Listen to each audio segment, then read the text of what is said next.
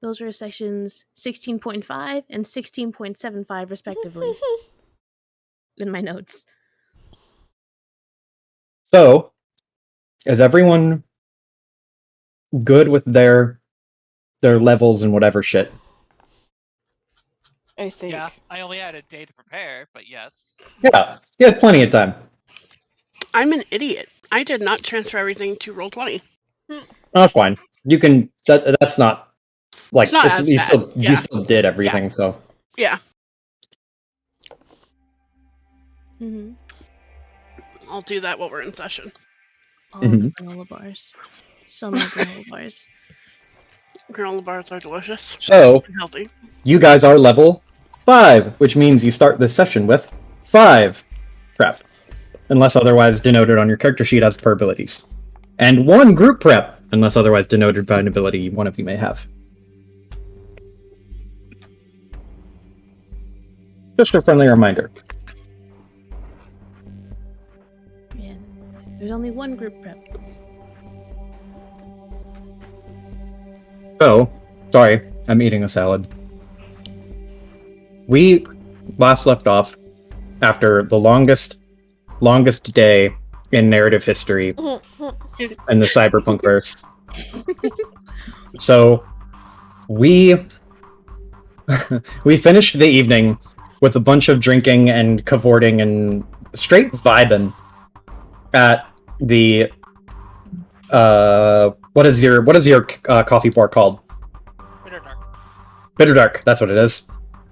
Yeah, so we had a nice moment of chill vibing and bond forging amongst players and NPCs alike.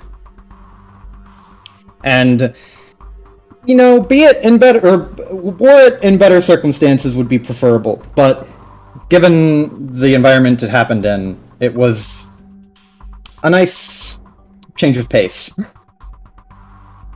But I believe the plan was everyone crash there? Mm-hmm. Yep. Okay. I need chill music. Why are none of these laid tracks labeled vibe?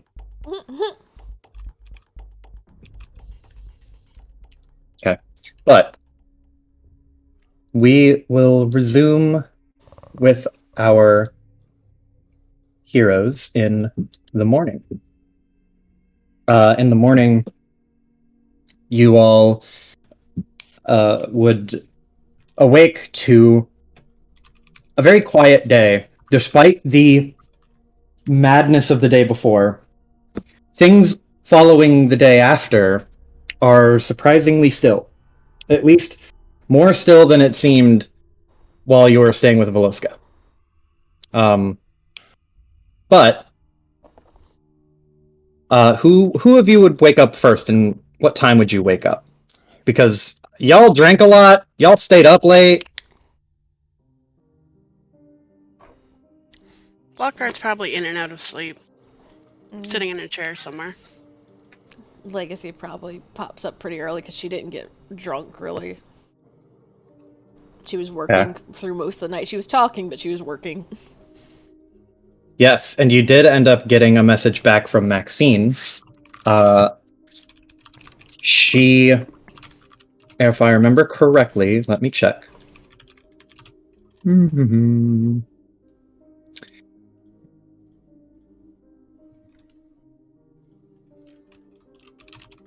Yes. So I will say the message that you exchanged with Maxine late the other night.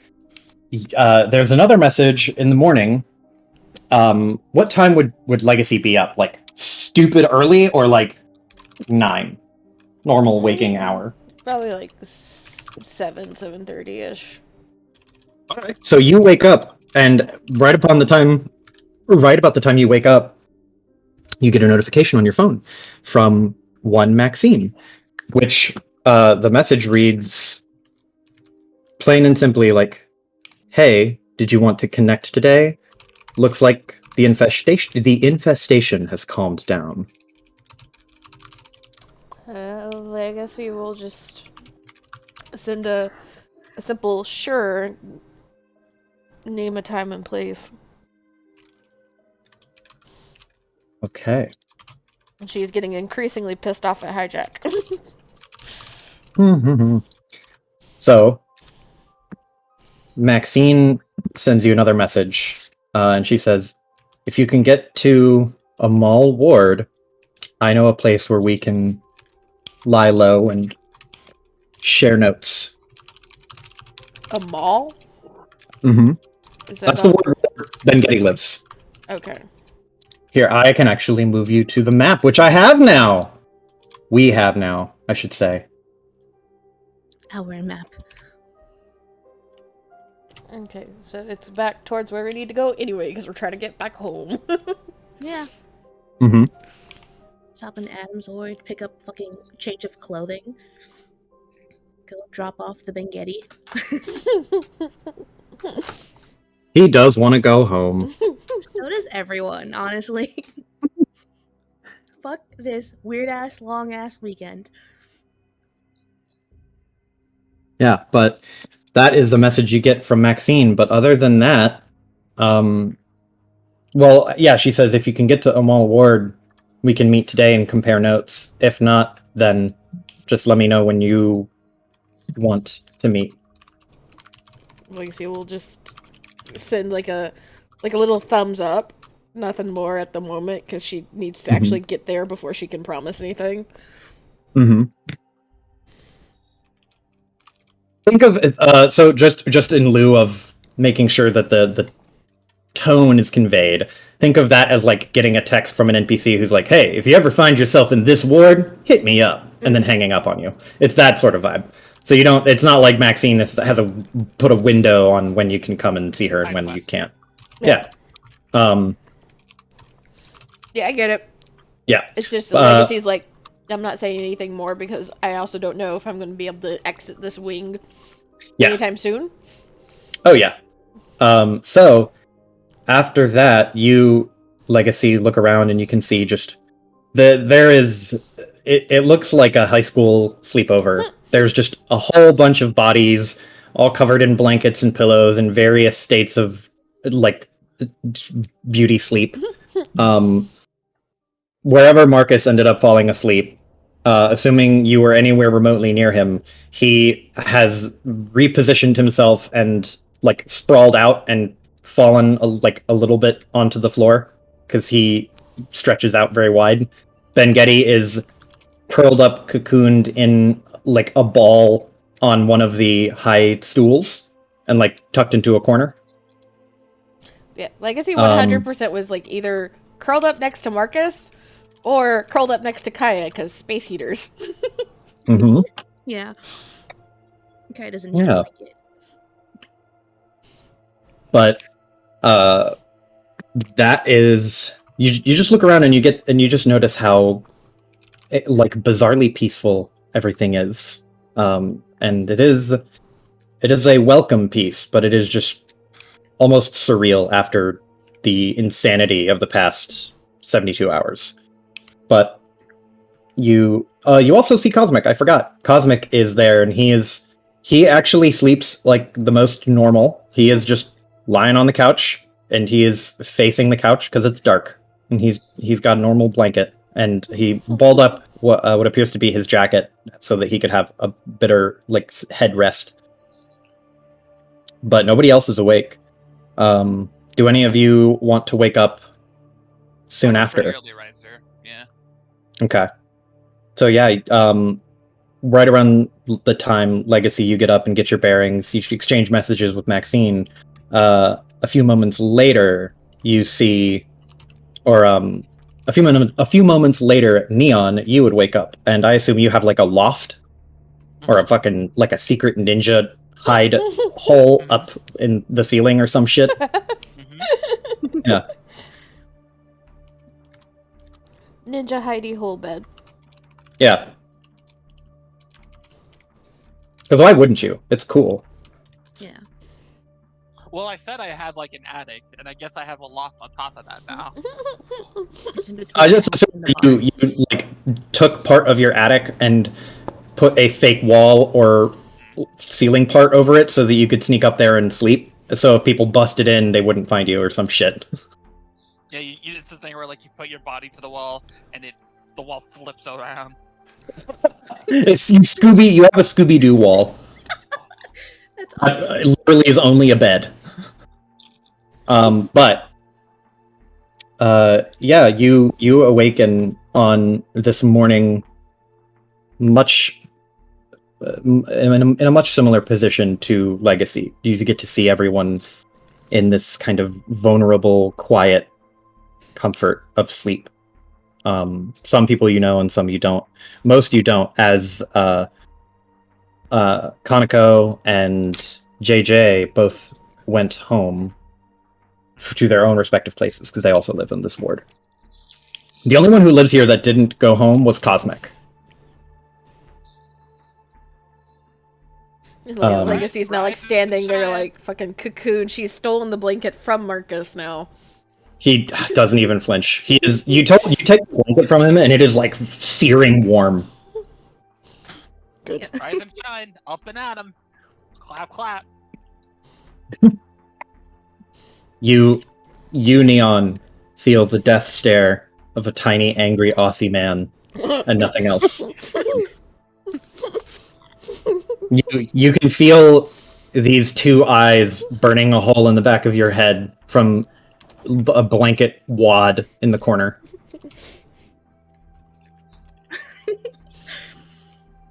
But other than that, Marcus doesn't stir. Cosmic doesn't seem to stir. Do the rest of you get up?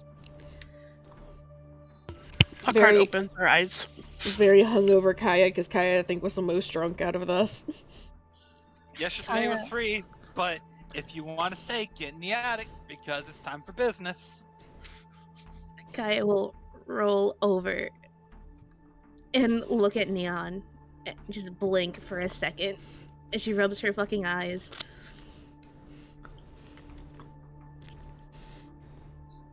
Yeah. Wait. Where's Larry? Larry? Oh, Larry is like floating wherever you had fallen asleep. Larry would have like turned off on a nearby flat surface near your head, or like on the floor, or near a table or something. Just rested there. Yeah. Larry, I think your girl might need some water. Larry, when you wake up, there's this sort of automatic response from Larry.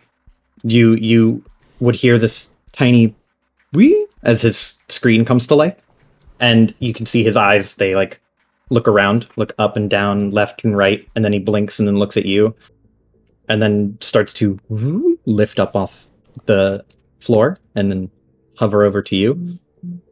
And his little manipulators come out and they kind of do this, like, you know when you steeple your fingers? It's like that with his little manipulators.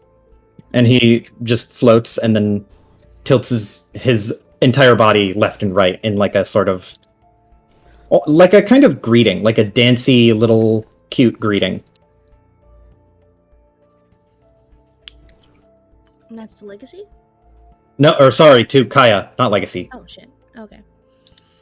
Kaya's gonna blink once, blink twice, see that, and then all of a sudden, her fucking stroke of genius comes back to her. She fucking jumps up. The room spins. Yeah, the room spins. She has to grab a fucking nearby chair, and she just fucking hops up. She's like, "Oh fuck off! Ow, fuck!" Yeah, you jump up, you feel like this surge of excitement, everything shakes for a second, you grab a chair, and then it just slides a little bit, and immediately Larry is does this whoa, he's gonna try to catch you, but you don't fall, so he doesn't commit to flying underneath you to try and push you up. And he's just and he floats up and kind of has his arms out, just kind of holding his hands out, you good? You steady? You alright? And then, you just get to see a full pic, like a close up of Larry in his very animated self. Good morning. You see, so his face, like, is basically just a single screen, right? So when you say good morning, his facial features, like what would be the mouth and mouth and eyes to emote, disappear, and on the screen you see like a very crude representation of rolling hills and then a little sun coming up over them. All right. Okay, she's gonna turn. She's gonna like turn to Neon. Where can I find some water? And she's gonna like dig through her bag. I gotta fucking work on something. She goes over to like one of those cabinets that you see in grocery stores, pulls out a bottle of water, 150. Sure.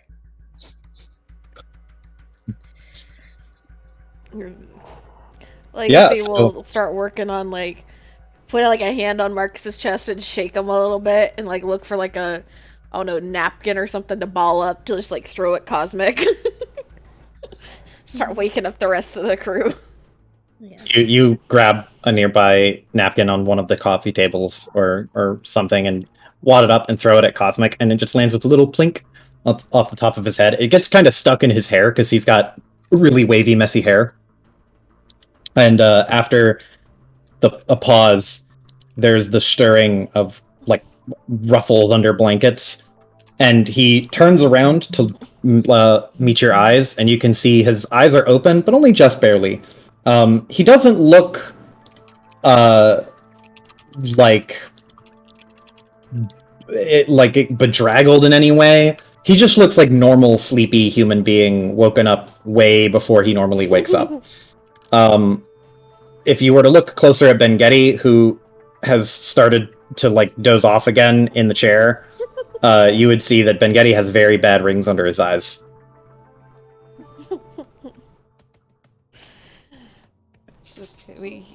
Time to get up, Cosmic. I take think Ninja Ladies is gonna stab us if we don't get out of here soon. Like, shake Marcus again.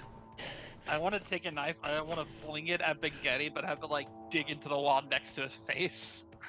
You want to throw a knife, like psych out, throw it at Ben-Getty.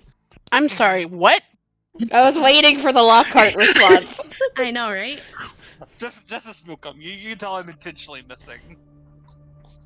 Doesn't fucking matter. It's like, if she freaks out when I'm just gonna like smack him once, you like throwing a knife in general direction. I just fucking, oh my god, that's a wake up call. Yeah, She kind of she was like slowly opening her eyes, glancing around, and then the instinct, the spider senses went off. Like, what the fuck? yeah. You like, your eyes are open just enough, and you're hearing the brief exchange of words, and it's just kind of like, and then your eyes trace over a little glint, and you see Neon holding a knife by the tip between her fingers, like overhead, with a very casual smile on her face, and just yeets it towards Ben-Getty, who you can see is in a state of like asleep, but his eyes are still open. Can I catch it? Like, what the fuck? I'd say you could. You're fast enough, and if you roll, and you have your fucking ability that lets you become the target of an attack, right? Yeah, exactly. That's what I'll use. Okay, and since Neon was not intending to hurt anyone, you don't have to worry about it hurting you. So you just like, you just throw the blankets off, dash forward, and snatch it by the handle while it's mid rotation, and your heart is beating fast, and now you're wide the fuck awake. Yeah. And you just see like, Fine, Iris. Gonna hurt him. Doesn't fucking matter. This is in character. so you see Ben-Getty just he doesn't even notice that happened. He's just like like you see a very slow blink, but his his eyelid blinks are like offset a little bit. Oh. I will have given everyone water, including Bengetti. Walk Lockhart over is and glaring at Neon. And she stabs the knife into the closest table. yeah, it's just ding. You got quick hands there, Blondie. Wink. You He's glaring, still like, what the fuck? Lockhart, you stab the knife into the table and you glare, and then you look back at the knife and then look back at Neon. But then you do a double take and you look down. Marcus was asleep on the floor beside that table. And now he's awake and just like sweating, looking at the knife and then looking at you and then looking at the knife. I guess he just like pats the chest. It's okay.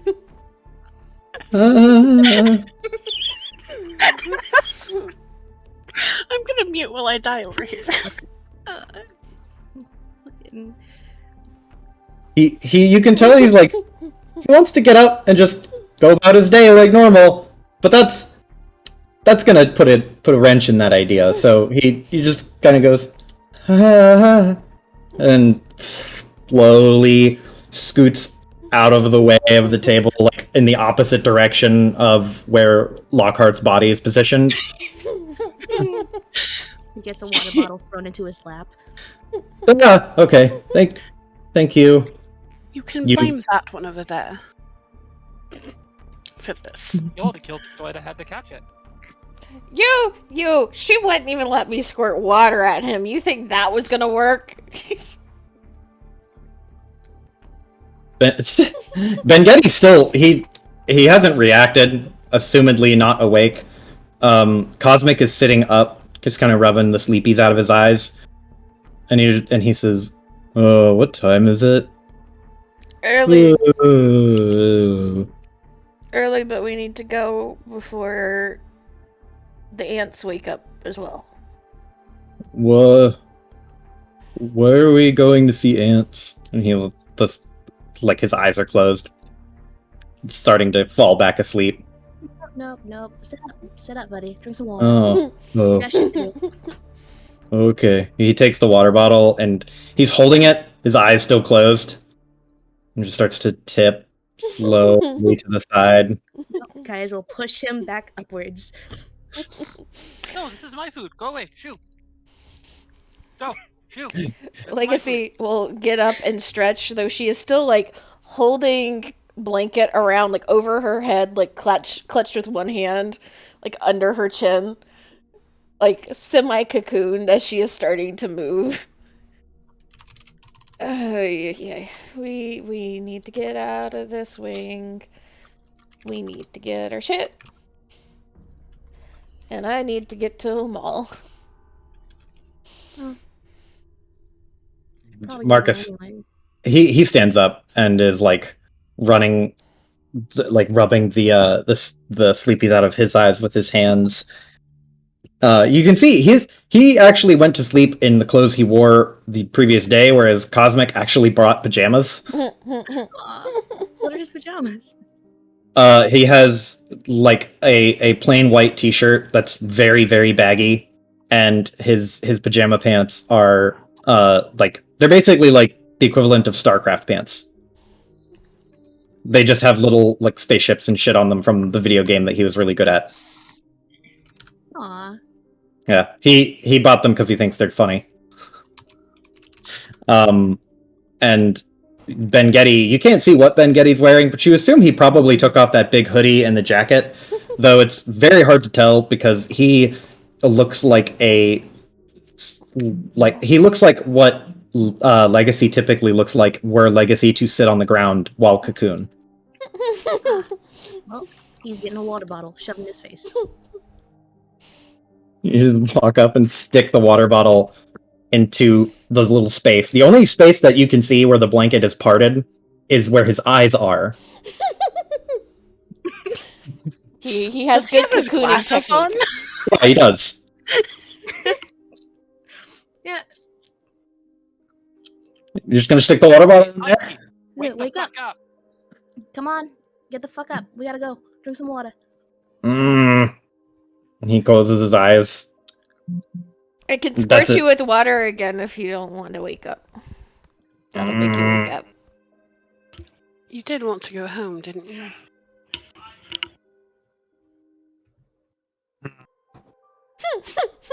I mean, if you don't want the water, I can make sure you don't get any water. Are you holding the water to near his face? Yes. You see like the ruffle under the blankets, and like one spindly little hand creeps out from the hole and Snatches pokes, it. like grabs it. It doesn't grab it with a lot of force, but he just puts two fingers around the neck of the water bottle and starts to tug at it, like gimme. Yeah. She'll let him have it. Like, that's what I fucking thought. Come on. Mm. Marcus is up and pretty conscious at this point, as well as Cosmic, even though Cosmic is wearing pajamas. Bengetti, you can see now that his blinks are actually synchronized again, so you assume that's good news. And every so often you see the ruffle of the blankets bend in a way that would make it seem like he's drinking from the water bottle. But he doesn't poke the water bottle outside of the blanket. Is Fucking gremlin. Marcus like healing up okay? Because he was fucked up yesterday. His face is like swollen, but Veloska did a really good job at starting the healing process. The second skin, like that patch he put over the scar or put over the wound, it has already started to turn into this bright reddish fresh scar. And the outside line of the patch it's still visible, but it will fade and the scar will be left there. You like the impact that you can glean is way than it otherwise would have been. Okay. Like Legacy will Neon like begin. just like pull him down and like inspect for a minute, and then give like a little nod and smile for letting him go. It looks like part of his cheek and his eye were stuck by a bee because he's got like that swollenness around the wound, but it's like he doesn't seem even slightly bothered by the pain until you kind of make him bend down, and he's like and he's worried that you're gonna touch his face. She doesn't. She just looks really close. Am I good? Am I good, Doc? Well, I mean, it looks like it's healing, right? So that's good news. You might want an ice pack when you get home, though. Yeah, I forgot that I had a home, to be honest. It feels like I haven't been there in a year. But are we all able to leave now? Well, we're gonna find out. So we got to-go cups for the coffee, Neon? Oh, if you want coffee, you gotta pay. Yeah. $3.50 a cup. Nope. Legacy hears that, just like, okay, well, whatever, and drops the blanket and starts grabbing her shit to leave. Nope. Kaya wants coffee so bad. Marcus will like brew you a to-go cup. Yes. To-go cup, please. Marcus pulls up on his arm, which like that's effectively the same thing as his phone in the same way that Legacy's is her phone, and he starts to like futz with something and dial something, and he looks over at Legacy and just goes, did you I guess I should ask everyone, did you all want something from another place or something from here, or should we get like breakfast food? I can order it. And he like points to his arm.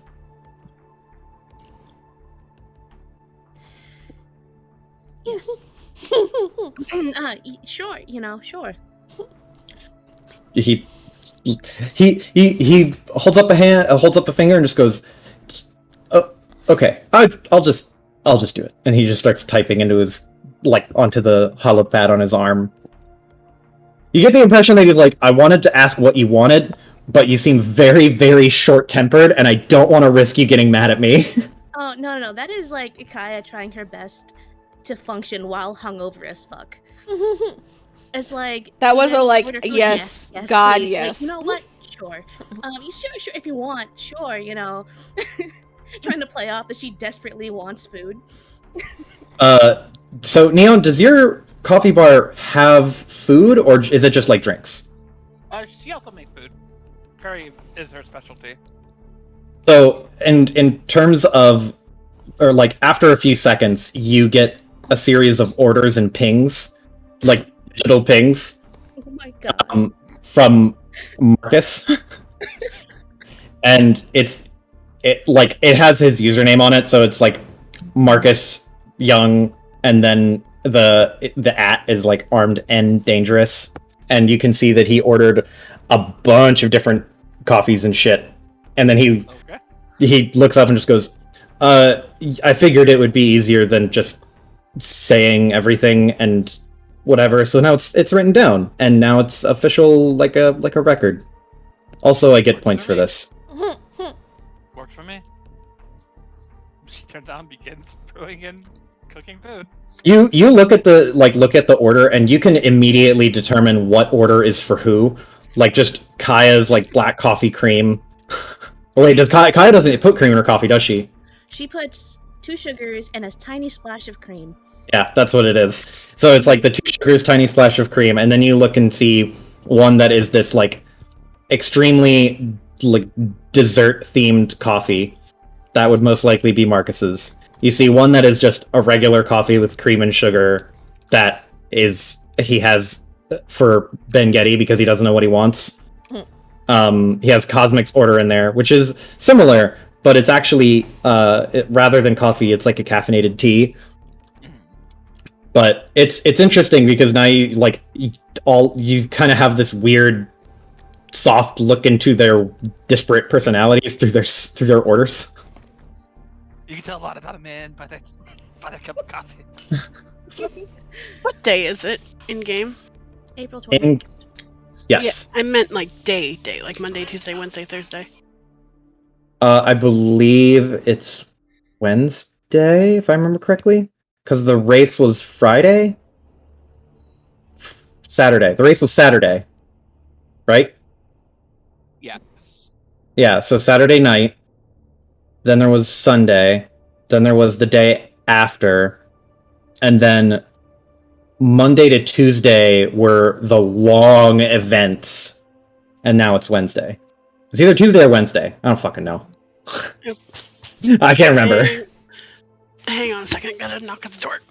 But I have a question. Well, yeah. Marcus will get up and start folding blankets and collecting pillows and doing the good house guest thing. Cosmic will too. And it's about this time that Ben Getty takes his head out from under the covers, and you see he has at least graduated to having his head out. He still looks tired as fuck.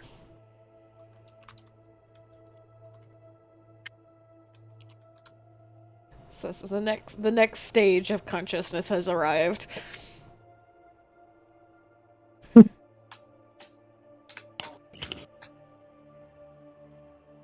Legacy is antsy. Legacy wants to go. She's just kind of Yeah. watching and bouncing in place.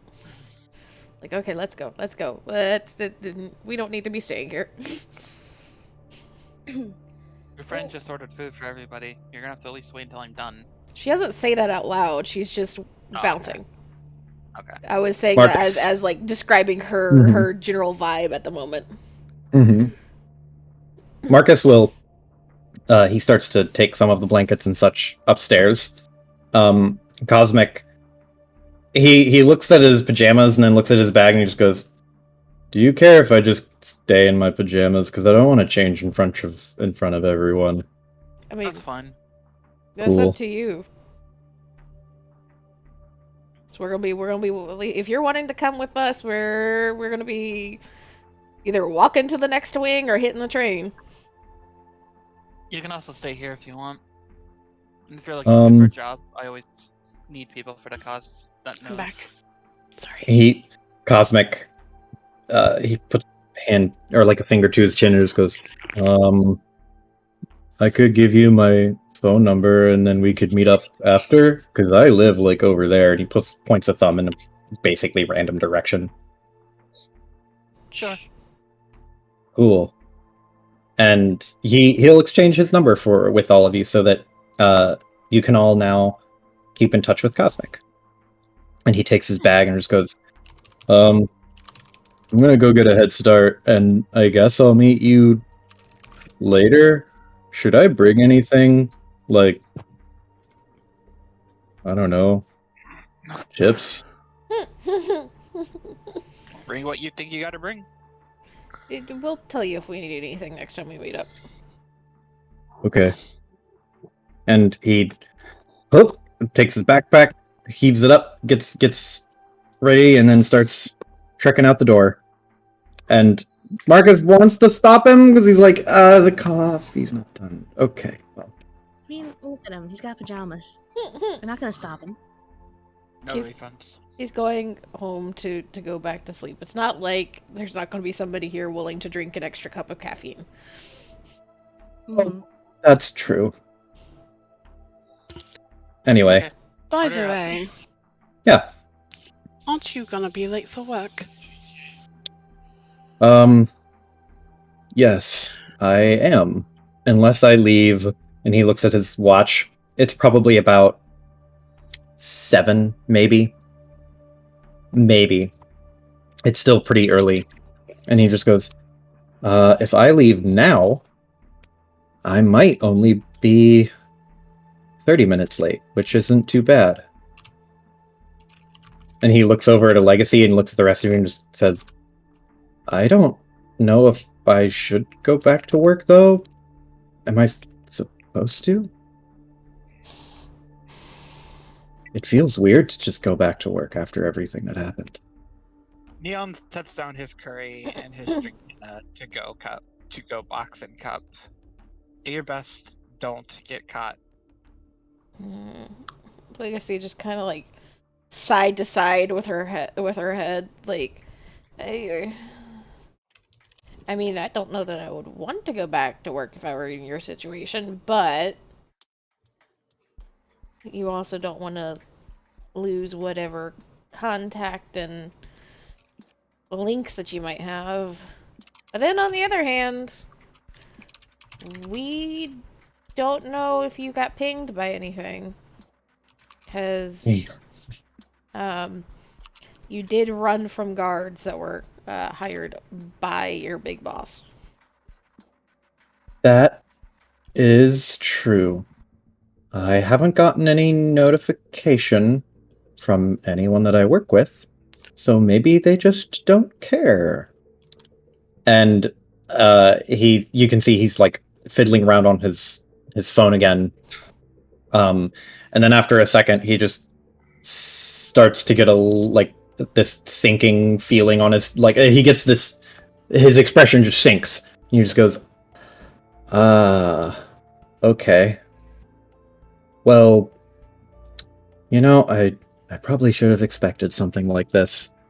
I'm gonna go, and I'll figure this out. What? What happened? Just, well, work happened. And he points to his arm. Mm-hmm. And? I don't think I'm gonna get, like, arrested or anything. It's just a bunch of very confused and angry emails from my boss. Not Joseph Diego. I know he's like my boss, but he's not like that Mhm. boss. And what is your supervisor saying? Well, I didn't tell anyone that I was going to not show up yesterday. So I just didn't go into work. And I think they're very upset that I did that. Legacy kind of nods and then looks at him and then just kind of like motions towards his face. Well, you have an excuse that is very visible.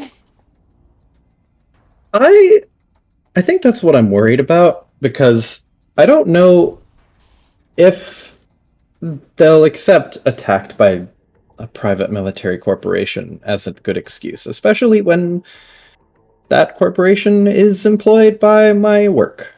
But I'll... You got ambushed by a bunch of thugs last night. Yeah, got mugged. got mugged.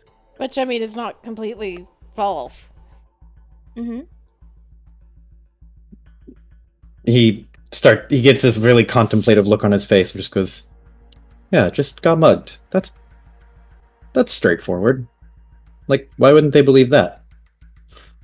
And you can see that he's kind of rehearsing the line to himself. You could Okay. also say you were seeing a doctor in this ward. Oh, that's true. Mm-hmm. Do you think they know? got mugged, you got injured, and so you went to a doctor that you knew because you did meet him already to help you out because you knew it was going to be a little bit cheaper. Yeah. And none of that is technically false. He is taking mental notes. Does he have any like obvious like like jewelry? Does he have like a watch on or something? No, Like, a necklace? he Okay. does. He doesn't have a necklace or watch of any kind. Okay. He's just like, you see him with one finger, like a conductor. He's waving the finger up and down, like rehearsing the cadence of his words. So he's like, okay, I say this, then this, then this, then this, then this, then this. Okay, Above table. that's easy. Would it be bad that he's missing that thing, that the case thingy from That has yes, a tracker in it? that case that's like a like an RFID sort of case or whatever, signal blocker. Mm. Yes, it would be very bad if he did not have that. And he just got mugged, quote unquote. This is true. Those are some Which- smart muggers which- if they know where that is. Could be either really good because then it sells the story more, or really bad because then it's like, you fucking let that like get Yeah. away from you. You're in way deep shit, Marcus. It's one or the other, and we don't know which one it would be. Tell him he got knocked out. Well, I don't think Lockhart has that information, so that's why I said above table. And you were there. mhm. Yeah, Yeah, he That was after Mm-mm. when you guys were leaving to the train station. I he- thought yeah, he for- gave I us the think- case while we were in the car. gave you the case while you were in the car, but he explained like this is from work, and if he didn't have it, he would be in trouble at a later date when Lockhart wasn't there. Yeah. Mm. He had it tucked in between the fibers of his arm. But he just like finishes rehearsing, and then he looks at everyone and just goes, okay, I'm gonna go now, and hopefully I can make some use out of this. And he gestures to his face, and then he gets this he Legacy, you have known him not long enough for this, but you know him well enough now, especially from the high intensity situations that you and he have routinely been in together. You see this like glint of an idea form in his mind, and that is the look of someone who's like putting 1,000 puzzle pieces together all at once, and he's just like, okay, and he's then turns to you and just goes, I'm gonna go. Okay. And she crooks a finger really fast. She crooks a finger? Uh-huh. Wait, what is that? It's like, did they come here? And then gives him a little kiss, and then turns him around and pushes him away. Aw. He starts to rush towards the door. He grabs the handle and just goes, okay, see you, I love you, bye, and then runs out the door, and then you see him stop, Aw. and then he immediately starts sprinting. Legacy just like watches him, hears that, you see like this like freeze, and then she looks at Kaya, like very clearly this like, am I insane? Nope. You sure? Not any more than usual. Okay. And Legacy reboots. It like Kaya, you watch that whole thing happen, and you have this moment of just like, okay, we're starting to get everything together. We've got most of the crew and everyone lined up, and then you turn back to look at Ben-Geddy, and he has emerged 50% from the blankets. From the waist up, he is now evolved and emerged, and you can see he's got the water bottle. It's empty. He drank it all, and he is his bedhead is next level. It is bad. Okay, you alright? He blinks and he just looks over and she just goes, "No, I'm not all right. My fucking head hurts." Need water, painkiller, coffee. What do you need? We gotta get moving. He slow blinks. Coffee would be good. That would probably help. I also maybe like go back to sleep. That'd probably be better. I could just Not go an back to option. sleep. No, sorry, you gotta get up. He just wipes a hand over his face and like pushes his glasses out of the way and really pinches his eyes, kind of rubs them. And just goes, "I just want to go home and sleep and just start my life over from age 5. 5? Not even like 8? Well, I don't really actually remember anything from like, I don't know, like 12 back. But whatever. What the fuck? What? Kai was gonna slide coffee over to him. He's like, are you serious? He looks concerned because you look concerned, and he just goes, yeah, is it? I mean, it's not like I missed anything important. It's just like 12-year-old shit, right? Just forming the childhood. Memories that you look back on. Once you reach adulthood, shit that forms your fucking personality. Important shit. You say you don't remember anything? He shakes his head real slow. He doesn't have the typical kind of fucking no type of Ben-Geddy reaction. It's very much a slow sort of, I didn't know this was a bad thing, and just shrugs. It's very not No, no, there's nothing there.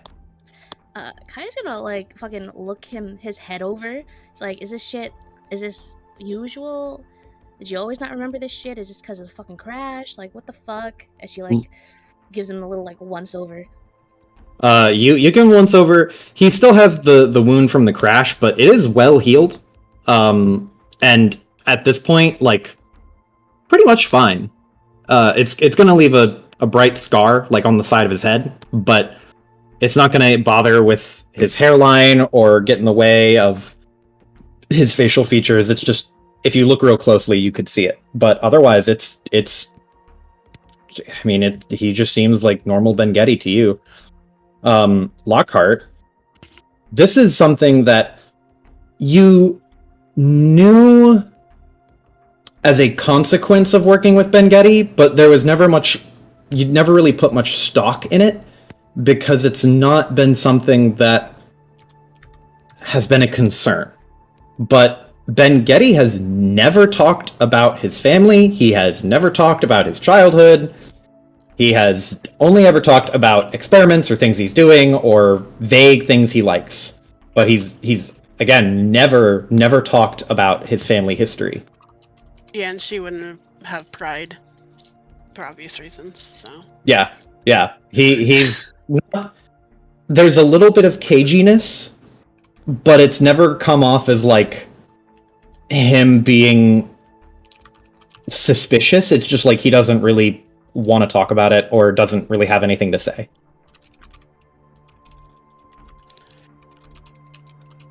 Lockhart looks over at Ben Getty and kind of has this like look, like she's thinking, and she says, "I need to talk with you. If you prefer it in private, that's fine, but it's going to be uncomfortable." Oh, for God. Look, am I in trouble? Like, what did I do? I just woke up. He takes the coffee from behind him and sips it and just goes, It's not something that I think you have much control over, so. But it has to do with your family. Well, why do I have to be in trouble for that? I don't even have control over it. That's what I just said. Well, that's not fair. He crosses his arms. Fair. I want to go back to bed. You can go back to bed when you get home. He just leans his head back against the wall and then takes the coffee and sips it again and just goes,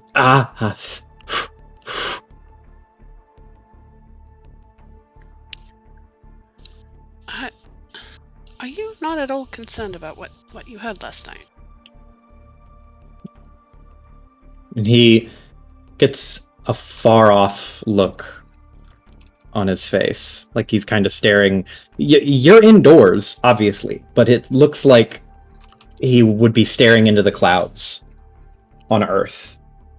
And he just kind of tilts his head back and forth and just goes, well, yes and no. Yes, because obviously it's involving me and it's weird as fuck, but no, because, I mean, it doesn't seem real. You know what I mean? Like, what kind of supervillain shit is this? This is not a thing that happens to real people. Right? Apparently it is.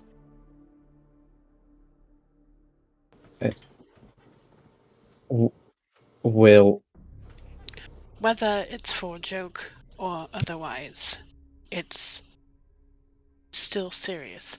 He's a man with a lot of power, and whether he's right or wrong, he can hurt you. He's going to take what he wants. Ben Getty, he like sits up and looks at Lockhart, and now he kind of is totally awake. He has a full awake capacity.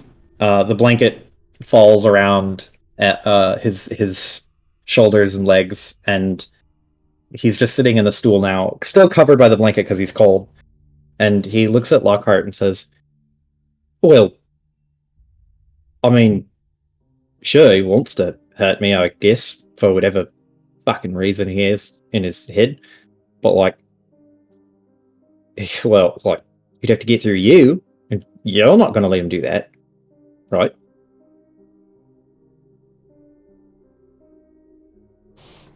As much as I believe in my own strength, I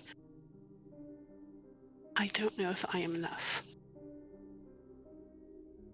She is very pained when she says that. She does not like admitting that at all. This is happening in front of everybody, right? Uh-huh. Yeah. because Vengetti is too like impatient to have a conversation alone. Hmm. And he like blinks and kind of he shakes his head a little bit. Goes, "Luckily, I've never seen you lose a fight. Literally ever. I'm pretty sure. No, that's probably a dream. I was going to say, I'm pretty sure I saw you fight a bear, but no, that was definitely a dream. But you could fight a bear. She can't fight guns. Well, Well, you- actually. You know what I mean. You can't fight a whole firing squad at once.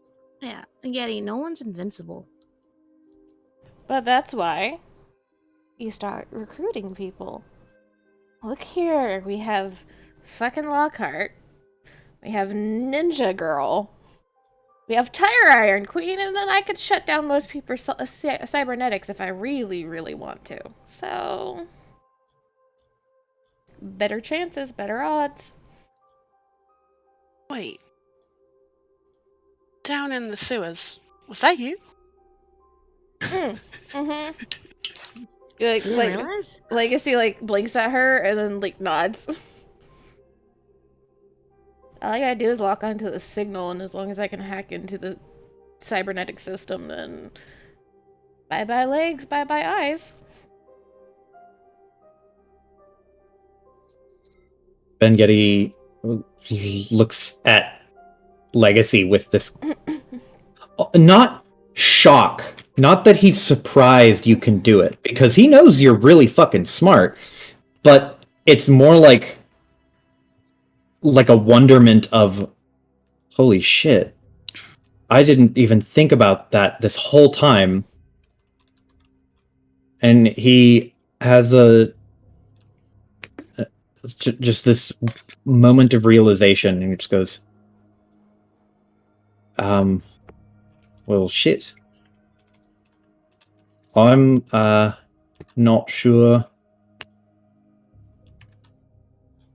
what to say now. Maybe don't question why people want to date people in the future. Maybe that's something to keep in the back of your mind. He looks over at Legacy and just goes, "Did I do that?" Mm-hmm. Yeah. No, You were an asshole last night. He looks at Kaya with just such incredulity and just goes, "No, come on. I'm lovable." Nah. Nah. Even Larry like shrugs with this sad like, You were real fucking mean last night. Hey, come on. Like, if I was really that mean, would you all be here still, like, doting on me? Come on. Like, how mean could it have possibly been? Not so much doting as trying to keep apparently a key part of the puzzle for this dude to become Cyber God out of his hands.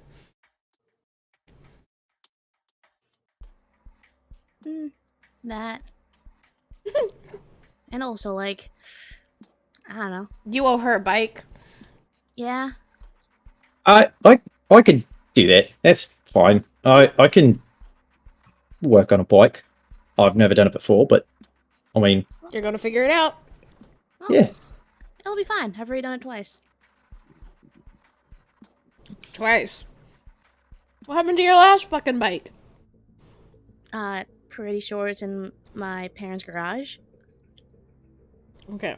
Just when you say twice, after needing to work on it a second time because you blew up the second one. It was not my fault. Well, Guaranteed. I didn't fucking blow it up. You blew Well, it up. I mean, you blew it up with a purpose, but you blew it up. And it is your device that made it go nuclear. So I told you not to make it too stressed. you share the Well, blame. It's either I didn't fucking stress it or we get blown up by those fucking... What they fucking call themselves? Terabytes? Mm. Oh, yeah, the fucking booster gang or whatever. Yeah. So, I mean... If you want, we can try and build like a time machine and I can just slow the fuck down and get us blown up, like if you want. Well, obviously, if we had a time machine, we could solve this in a lot more efficiency. Oh boy. You know, it's too fucking early for this shit. Look, Legacy just looks to Neon and is like, alright, can you spike those coffees this early? Feeling like this conversation might need spiked coffee. look, I'll get. We're going out of the ward, right? Like we're leaving now, and he looks around. Mm-hmm. Great. I'll go back to my lab and figure some shit out. How I can help, or whatever. And he looks down at the dev console that was left there, and he just goes, "What the hell is that?" Do you not remember anything from last night? Yeah, what do you remember? Well, I remember a bunch of people being here and everyone hanging out, and I think we played a game. How much did you drink? How much did he drink? And she looks at Lockhart. I don't remember him drinking that much. I gave him 2 shots. The Neon, you from behind the counter, you can see a bunch of the glasses and such that were washed and set aside and are in the drying rack. You would know that JJ poured quite like 4 or 5 shots worth of that absinthe, and not everyone took 1 shot. And how many drinks did your friend give him? He looks at about 3 shots of absinthe. Ha! Who? Oh my fucking god, I thought I went overboard with like a bottle of whiskey. Holy shit. This is why I wanted to go back to sleep. No, well, we gotta fucking move. Well, too bad. The bar's open now, so you want to stay? No. You gotta pay. Like, so just like head, like hand to forehead, like, oh god. You. Okay. We're gonna have to replay the recordings for him so that he remembers that shit. And then you specifically asked Cosmic to bring that. What's the name of that system again? Full dive. Full dive. Full dive.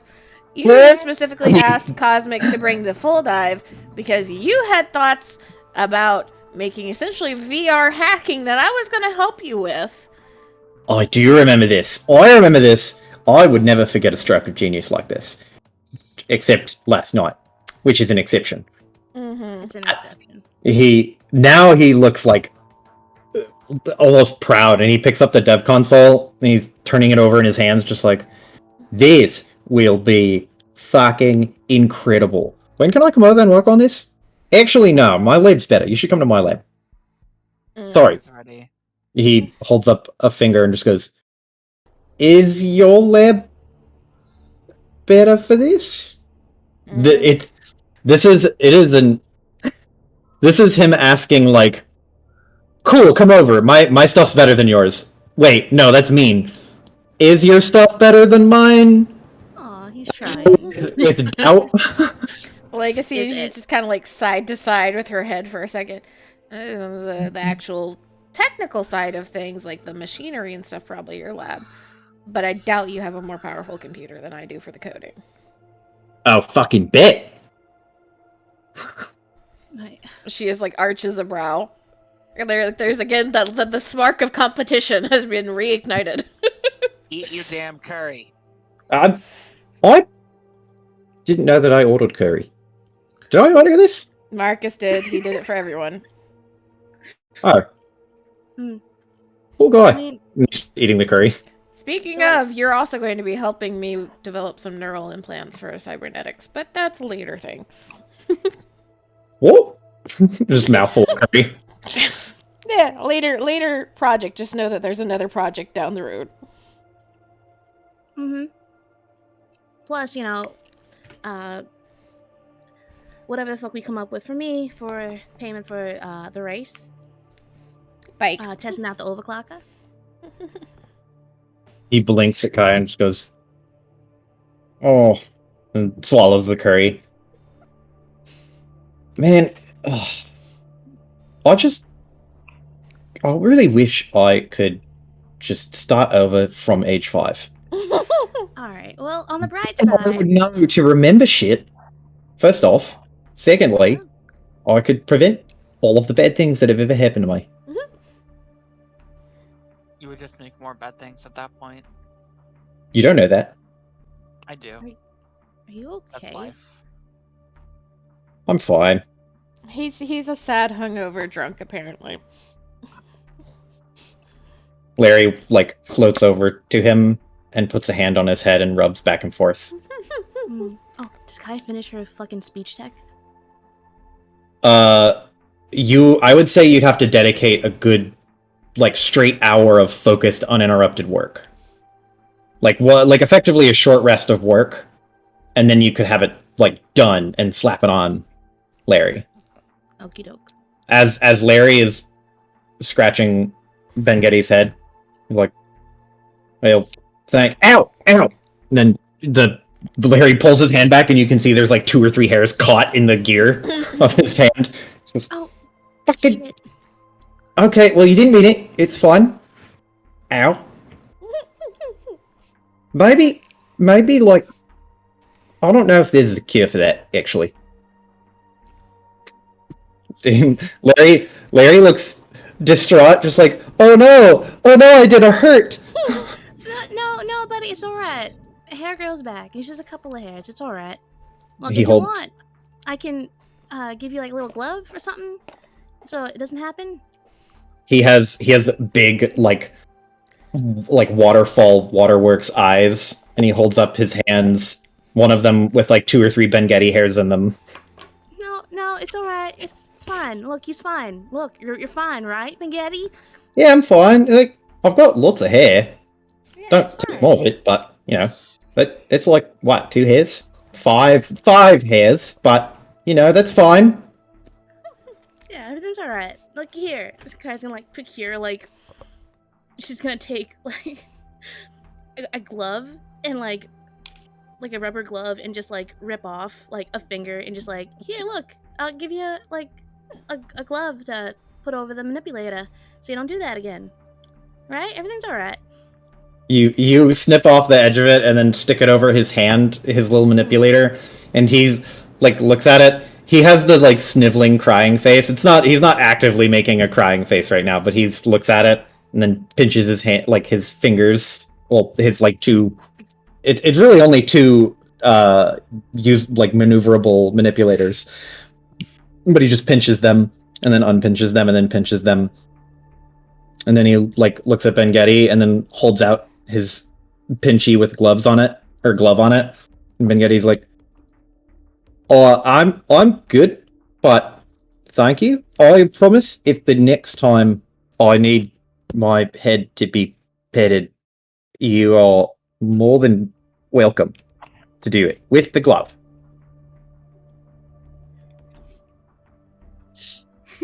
Why is this Larry- so wholesome? Larry full body nods up and down. Alright, good job. Now you got a glove for next time. He holds up the glove triumphantly in his hand. Fist bump. Okay, like put that fist. Legacy just watches us for a second and then retrieves her coffee from Neon and just kind of stares at Neon for a second. And are you just gonna stay here or what are you doing? Well, I don't have anything to do right now. I'll probably see if there's a gig I can work on. Let me know if you have any information. Might try and sneak into Tetsuo later.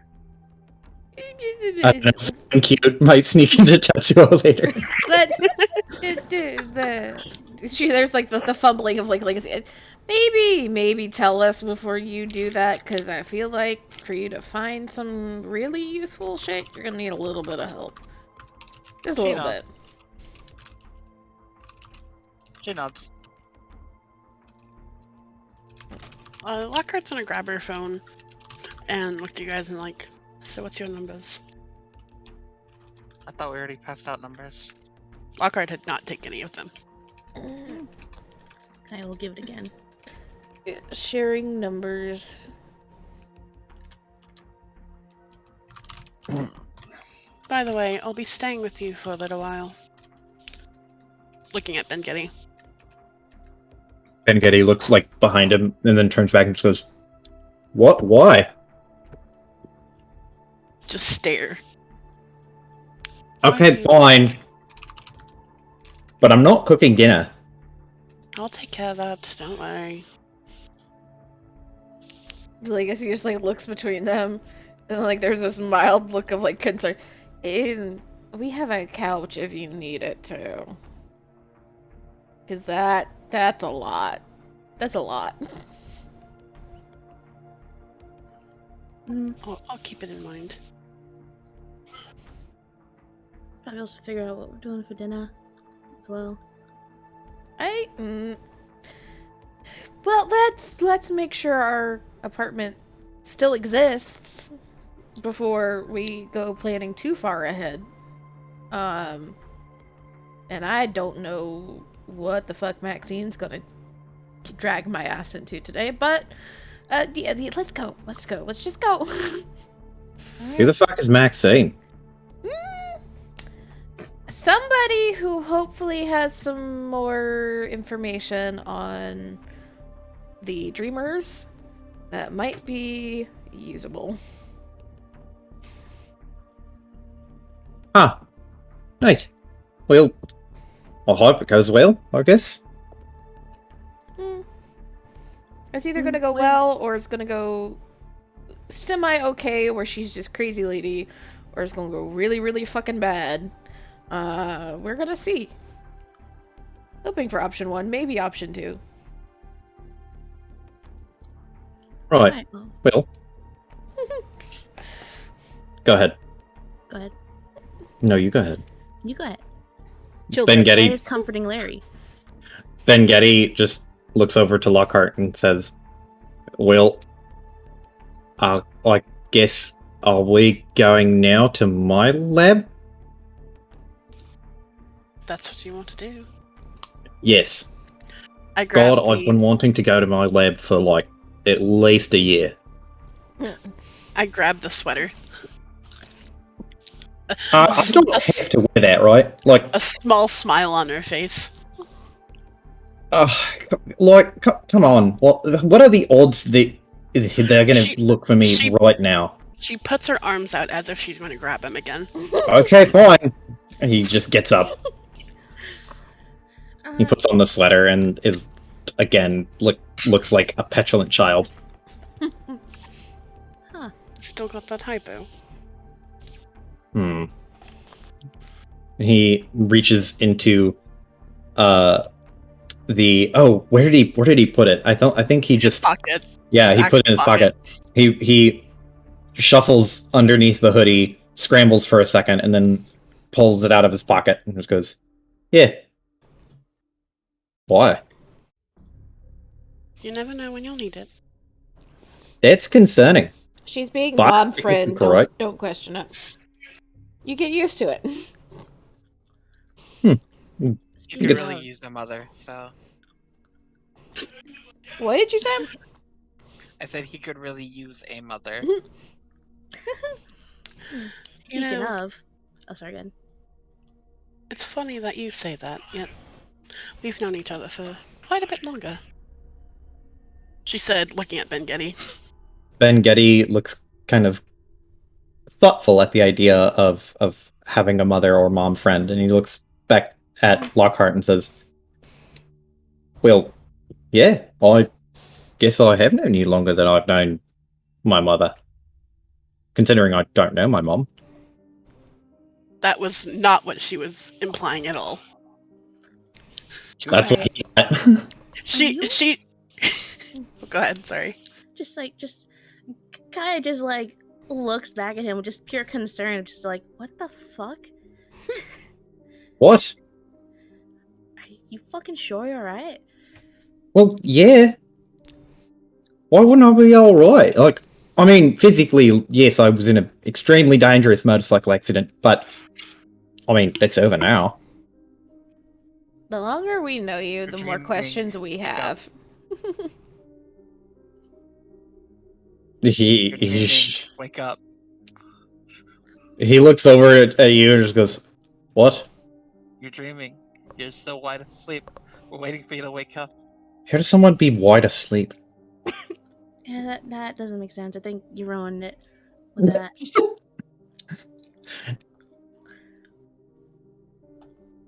You've been in a coma You- for 10 years. Wake up. If you had made that joke and Cosmic was here, you might have gotten a laugh out of Cosmic.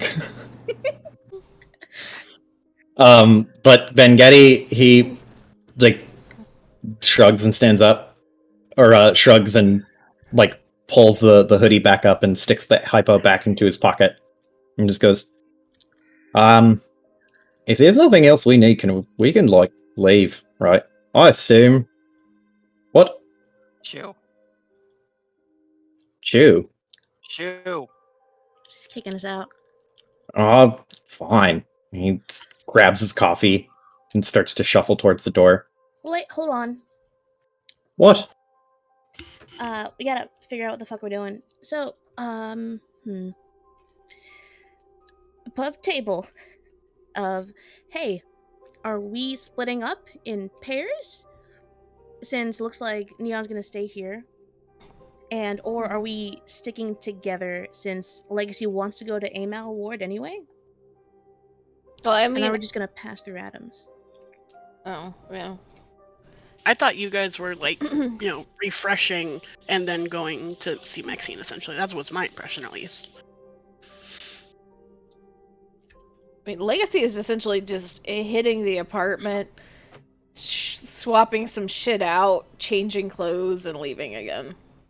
Yeah. So Yeah. taking all the important shit. So she's not planning on being there very long. I'm guessing, is Kaya coming with Legacy then? Yeah.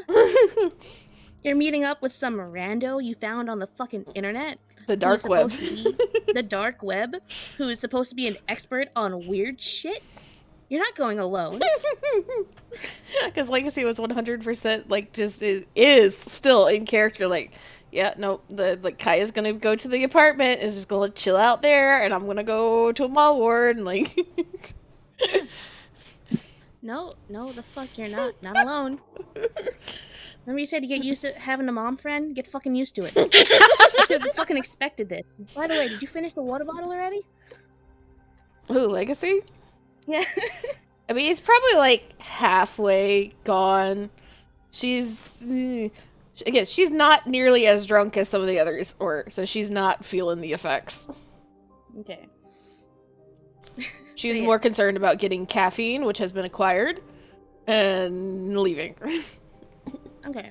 I just want to like clear it up of like we could just swing by the apartment and then as a group go to Amal.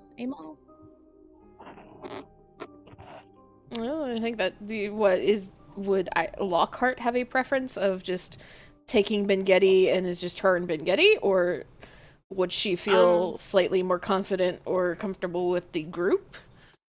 She planned on staying with Vengetti. I figured you guys were gonna visit after Maxine or something, since it's in the same ward. So I guess the first question is, are we all leaving the bar together as a group of 4?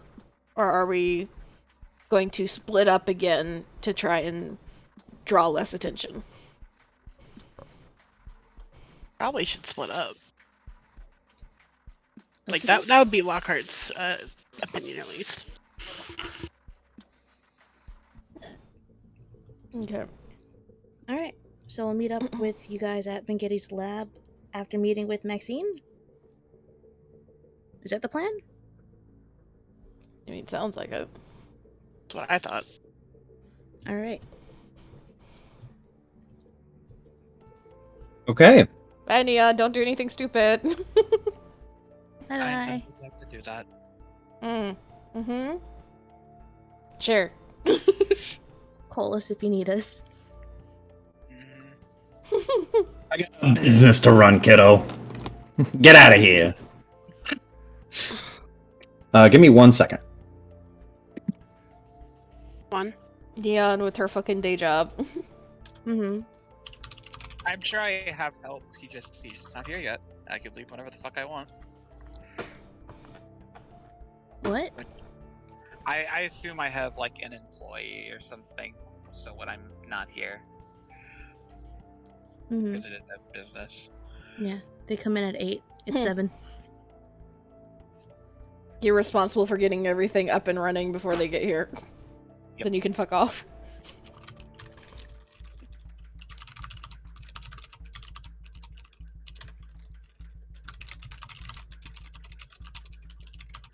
Clickety, clickety, clackety, clackety. Mm.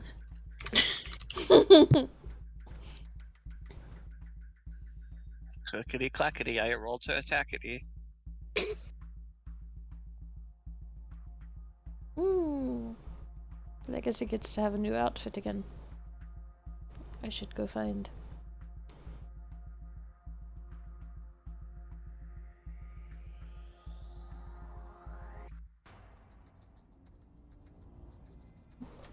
Okay.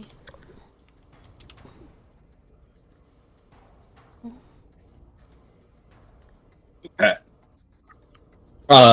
I will say that for your coffee shop, JJ owns his own place, but Konako will flip-flop between the two to cover for you while either of you go out. Okay. And if not Konako, JJ has contacts, but he I think the general consensus is like keep it between us, no strangers inside our shit, and we'll just cycle it around so that we all get time out. So at around right after everyone leaves, Konako will show up and take the reins from you. So if everyone else is ready to go, we can. What is a mall ward like again? Is that just like a nice residential area? Is that what I heard last time? Or Yeah. So let me show you. A mall ward. Okay. So a mall ward is a very lush kind of green. It's like an eco punk place. It is a lot less dense because everything is more expensive.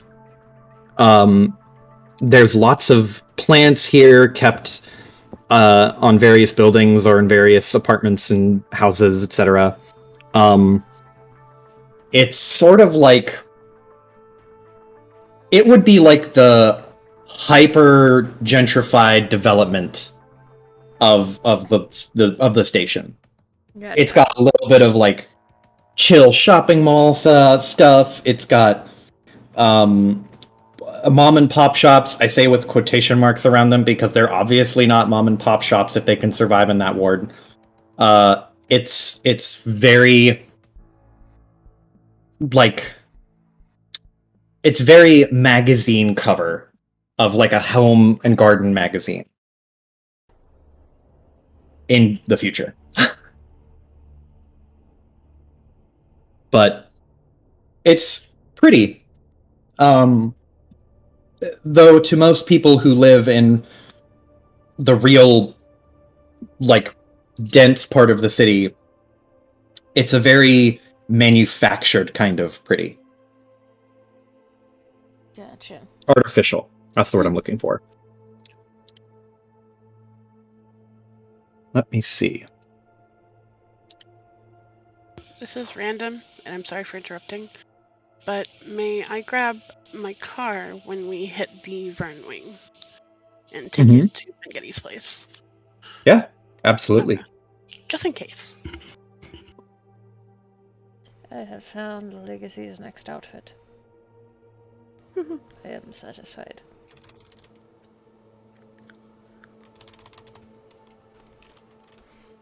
Don't worry, Joe. I got a car there in case we need a car chase, okay? I got you. Good. You know. Nice.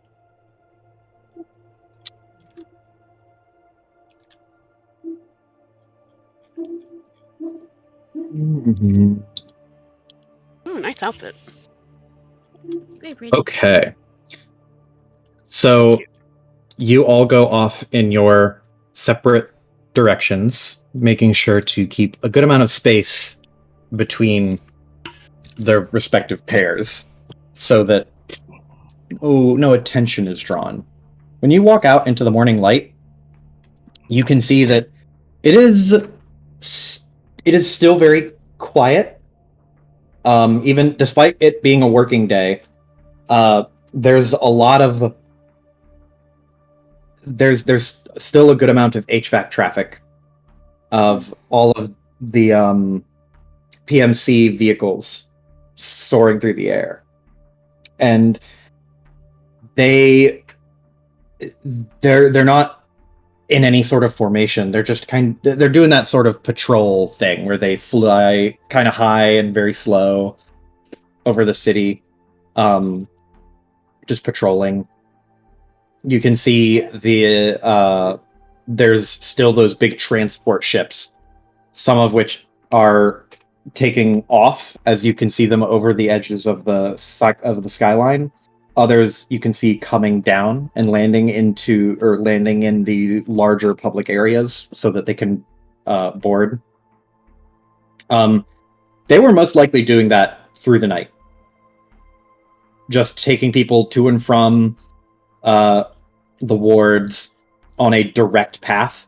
You can actually see from the way that they're handling this is the PMCs are facilitating this government ship transfer by like cordoning off areas on different wings, and you can see a ship land in like Murray Q Ward, and it comes down closer to you, and then you'll see one take off, and it starts to fly over towards like somewhere on Vern Wing. Like it will just fly straight there in a really bizarre fashion. It's like it's going up but getting closer to what is ostensibly the ground, but over there. And you walk down the street for a bit until you all come to this big public transport area. There's a few PMCs, but there are just as many Grand Cross Station guards, though they are not as heavily armored as the PMCs. They still operate with a very palpable sense of authority. They're ushering people on and off. They're making sure to check IDs. They're making sure to check for any sort of suspicious information that could show up and out. I would like you all to roll cool. Oh, fuck. Fuck. Yeah. Oh, you wanted this panic, didn't you? Yeah, I did. Mm. I will say office worker will help you, Lockhart. Yay. Would station worker help? Yeah, I'll let station worker help. Whew. What does that do? Because it's an Uh, origin. What's what do? Because it's an origin? It's not a...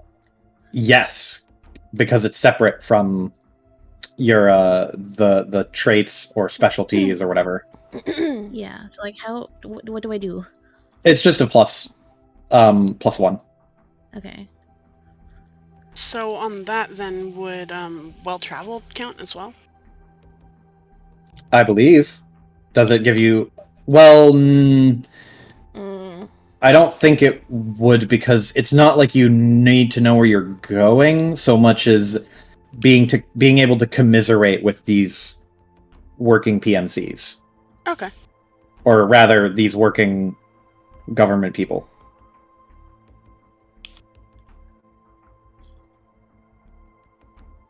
Okay.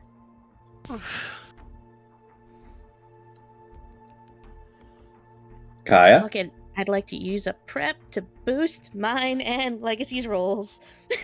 Okay, so that's 2 prep. New prep. So go ahead and add a d6 to yours, Legacy.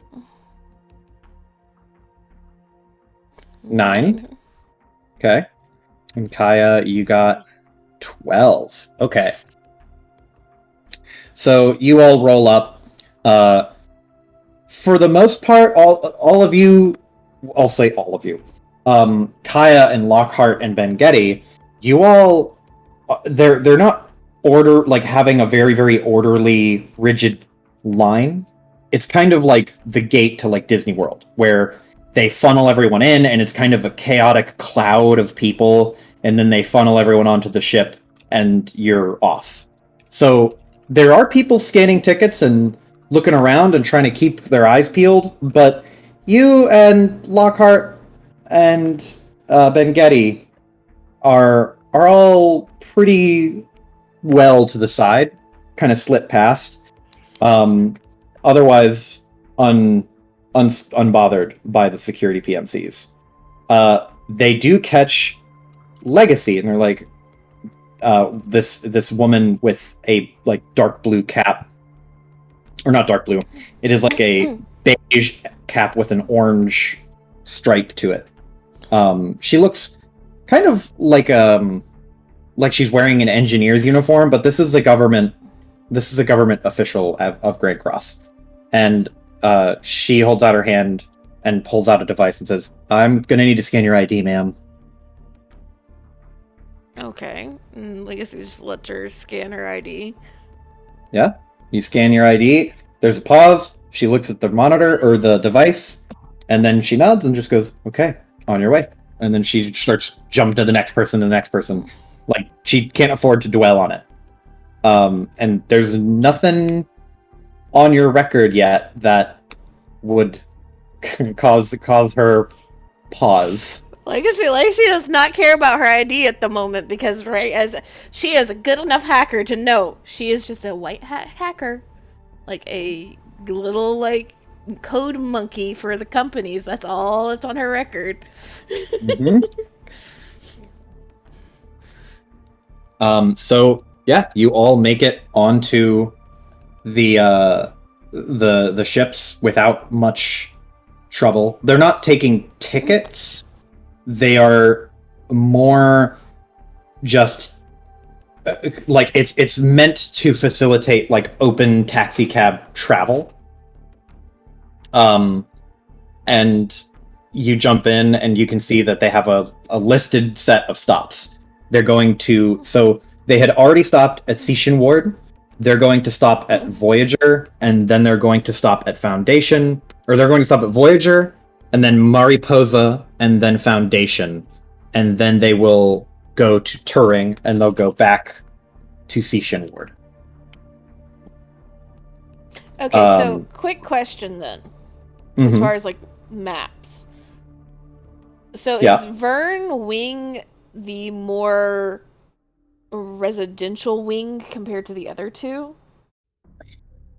So, yeah, like Voyager is a business enterprise area. This is like where you have your banking buildings and your office places. Adams Ward is very residential. It's very, very low to the ground. This would be New York. This would be the Bronx. Mm-hmm. Mariposa Ward, this is literally just a lush park. It is essentially oh my god, what the fuck is this place in Grand Central Park? Yeah, it's Central Park. It's literally that. It's just a giant nature area. There's artificial lakes and paths to bike on. It's very well maintained. It's also got a hint of that gentrification that becomes more apparent in Amal Ward. Amal Ward is the moneyed version of Adams Ward. And then Foundation is the government system, and that is where there's very restricted housing there for people who work in the government. And it is the reflection of Voyager. Mhm. So you could effectively draw a line down the middle of Vern, and you'd see one side is like capitalist and the other side is government. Gotcha. And then but yes, this is like Adams Ward and Amal Ward. These are very much just geared towards living.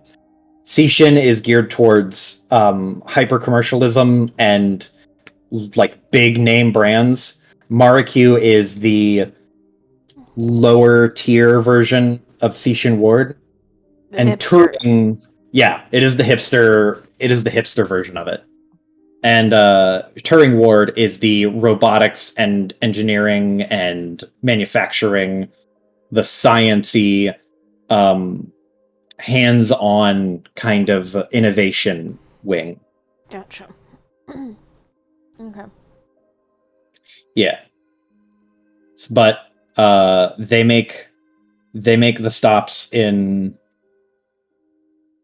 actually, no. It'd make more sense. So they would stop in Seishin, Marikyu, and then they would stop in Adams and Amal, and then Turing, since those are the residential areas. They wouldn't be able to land in Foundation because it's government. But they stop in those areas. So the next stop from Marikyu would be Adams Ward. So it won't take much time at all for you to ride over to Adams Ward. Maybe on the order of 30, 45 minutes to get from the landing spot. To get from the landing spot in Marikyu to the landing spot in Adams Ward, and basically almost all the way home. Within an hour, you could be at your apartment again. Cool. Ooh. Yeah. So you board and fly up, and you have this weird moment as you look out the window of these ships. Flying between wards like this is not illegal, but it's also very, very inaccessible. Typically, ward transfers work by going down to the connector, across, and then up. But you are taking a ship from here to here, which is essentially just like a 45-degree angle of vertical flight. If you go into like the exact center between the three wings, is there going to be like that sci-fi like 0G space right in the center? No, unfortunately. Aw. The way that this structure is built is the outside of the wing. There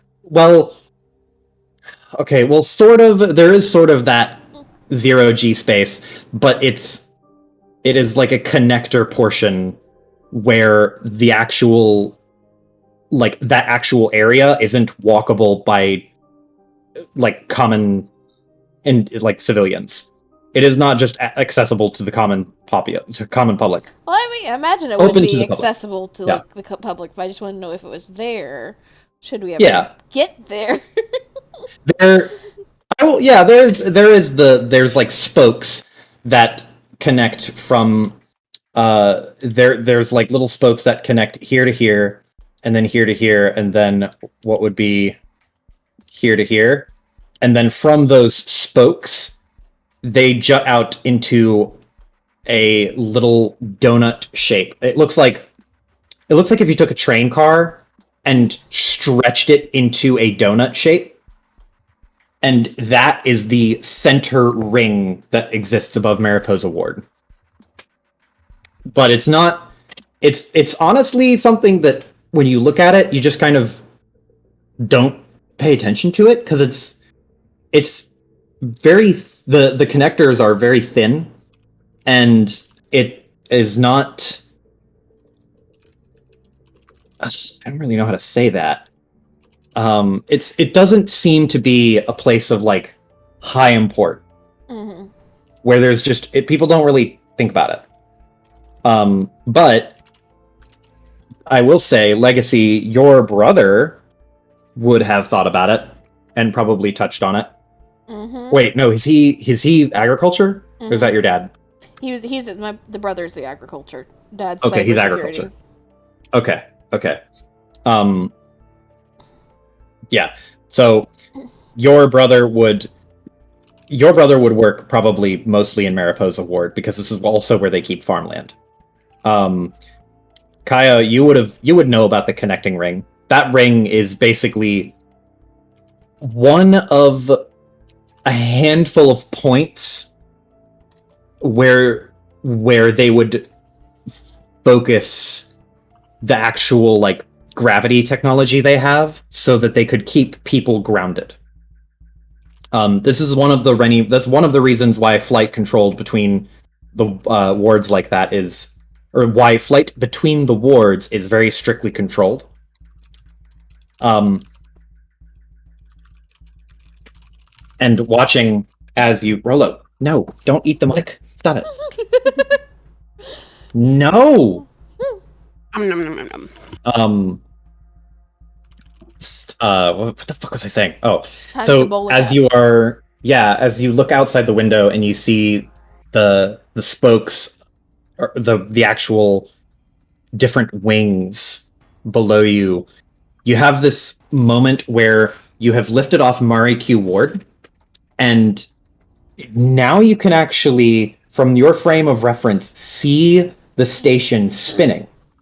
You can see that the ship you're on isn't moving incredibly fast. It's basically just like going up and a little bit to the right and then down, because the station spins on its own. And so you are sitting for a moment in this sort of pseudo like internal Earth structure, where you can look up and see city, and look left and see city, and look right and see city, and look down and see city.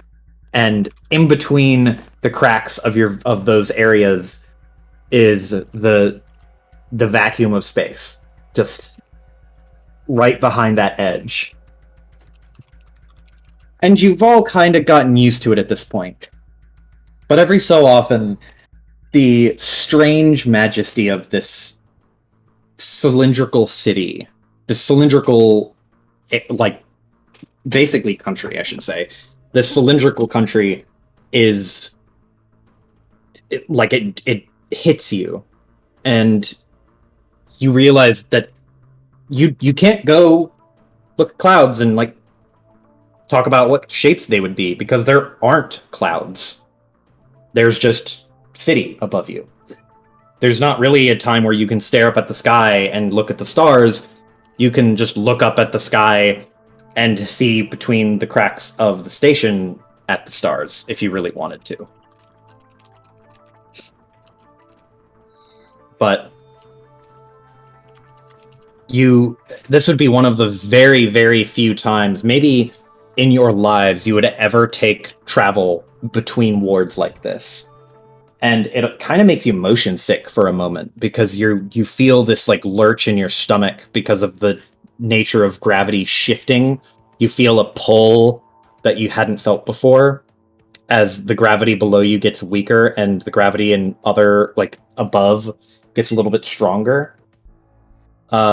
And then you start to feel that sensation of being pulled back to the ground, and you see the city of atoms. It's a little strange, because the way that the ship is moving, how it doesn't really have to move to the city, it just kind of goes up and then a little bit over and down. It's moving down while Adam's ward is not yet under it, so that it can land properly in Adam's ward. So you just have this moment where you're like looking and you're like, is that Adam's ward? Is that it? We're going down, but I thought, like, it doesn't look like we're above it yet. And then you start to see that you're on a perfectly timed landing course It's so strange, a marvel of this engineering and physics. Like Kaya, no matter how much you reminisce about the time that you worked on the station, it will never cease to amaze you when you actually experience it like this. When you look out and you get to see that millions of people who are no different than you worked together and made this fucking thing. But this transfer vehicle just starts to lower itself down in a little residential park in Adams Ward. It's a place that you and Kaya are passingly familiar with. You're aware of this part. You don't really come here often, but it's a pretty chill area. And as it touches down, they open up the doors. They let the PMCs and government officials off first so that they can set up a perimeter and secure everything again and trade places with the ones who are on the ground there. And then they start to escort people off of the ship. And once you're off, once you've disembarked, they let you go because you scanned in and now you're somewhere else. Go have your fun. Who cares? So you all disembark. Lockhart, you're on a different ship, but it is also landing in Adams Ward. And as you are slowly coming closer and closer to the ground, you have... I don't think you've been here, have you? Have you been to Adams Ward? Just in passing, maybe? Probably, yeah. Because, Yeah. like I said, she has a car, so she has been all up and down Vern the most, I think. Mm-hmm. Yeah. But you touch down in Adams Ward, and as you are getting closer and closer to the ground, you can see Kaya and Legacy have already disembarked and are well on their way. And Ben Getty is reclined in his chair, aimlessly staring at the ceiling, lost in his own thoughts. Are you okay? What? Well, I mean, yes and no. It's complicated. Physically fine. Like, I'm not gonna vomit. Shocking, considering how much I drank. And Have a headache. And considering the damage you took. The True. day prior. Very true. I don't know. I never really thought about, I don't know. I don't remember much of my younger years. Never really met it. Mm. And it's weird now because when I think about it, I feel the absence. And you can see his eyes, like he's looking up in this mental searching kind of expression. I can feel that it's not there, but I can also feel like a calmness, I guess. I seem to be pretty content with it. It's weird to know, but I can't. Okay, you know that bit in episode 4, or not episode 4. I think it's the 5th one. It's been a while since I've seen Star Wars, but you know that bit where Vader is like, "Search your feelings, you know it to be true," or whatever. Like that whole bit, I can search my feelings really well, very thoroughly, and I mean, I'm fine. It just feels weird that I'm fine because everyone else wasn't. You don't watch Star Wars. I don't know why I tried that. No, I don't, but think I understand what you're trying to reference. The How long are you gonna stay at my place? as long as I need to. You wanna watch Star Wars? I guess we don't really have much else to do. Well, I have a lot to do, but I You know what I will turn on a movie while I do shit because I have to focus on something, and I can't focus on just one thing. I have to have like 4 or 5 things going on. Yeah, I don't mind. Nice. Oh, by the way, I haven't washed the plate or the bowl or the frying pan. I just shoved them in the dishwasher and forgot about them. So if you want to cook, you have to clean them. Okay. I do plan on going shopping once we get you all situated. Get some actual groceries. I'll have you know that the synth mix, it is perfectly nutritious. It's literally made to be a perfect daily nutritional substance. Yes, but you're going to have guests over. And you're going to feed them that. Well, yeah. It's healthy. It's literally perfectly healthy. You will not be eating that slop while I'm here. It's And you won't have to lift a finger. So, why are you complaining? I feel as though I am being judged. And I don't like it. He just tilts his head up. But Well, thank you if you are willing to cook for me. And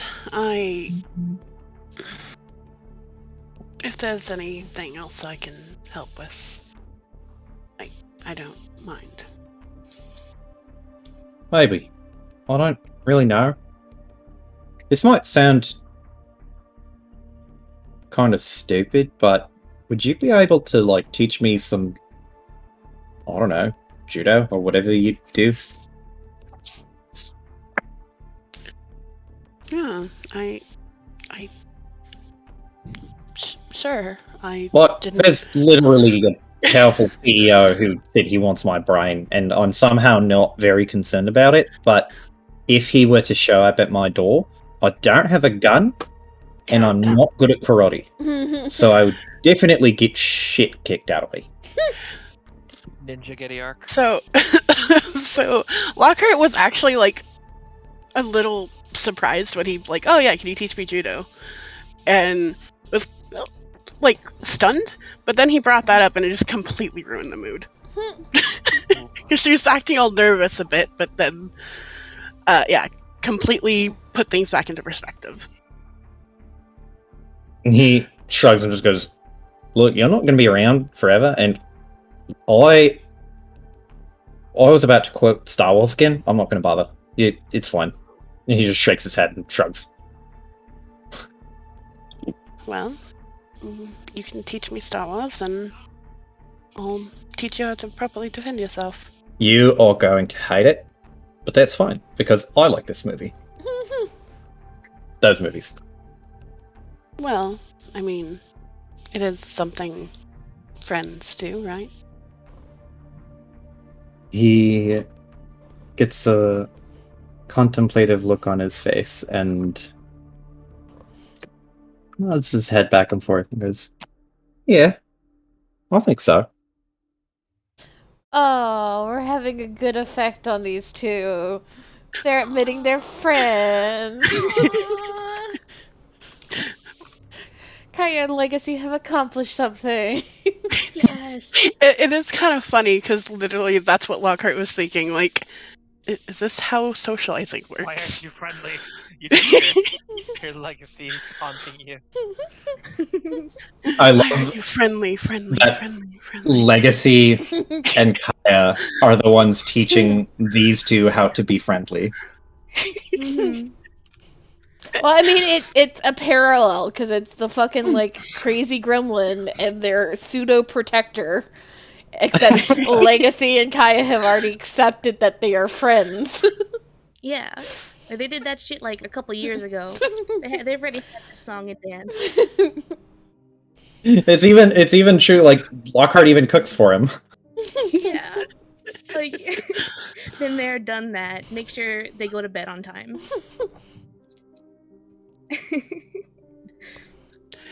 I want to. I want to ask questions, but not on this fucking trip. Well, Lockhart kind of smiles a little bit, kind of happy, proud of herself.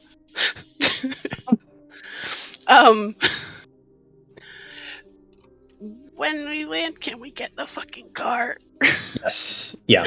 I want private conversations.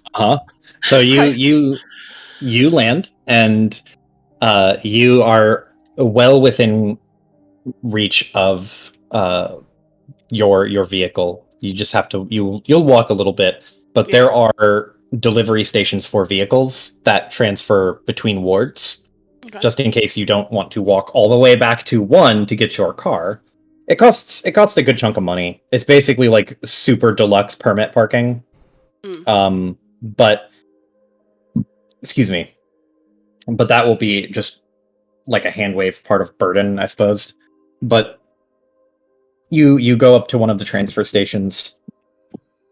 You're effectively on the outside edge of Adams Ward, and get your car. And Ben Getty is just standing there awkwardly, like looking around, and he has never really been to Adams Ward, so this is kind of a first in a strange way. He just looks around like, huh, weird. It's like a mall ward, but like worse. I mean, it's essentially the ghetto, right? Yes, it is. It is the underfunded reject part of the city where they're like, this is where the poors may call home. Yeah, yeah. Well, not everyone can live in a mall. Not everyone else is so fortunate. Which also means it's where all the best food and culture comes from. True. You want a tour? I don't know the place super well myself, but I know my way around. Guess? I don't really know what there is to tour. I don't like to go outside, for the record.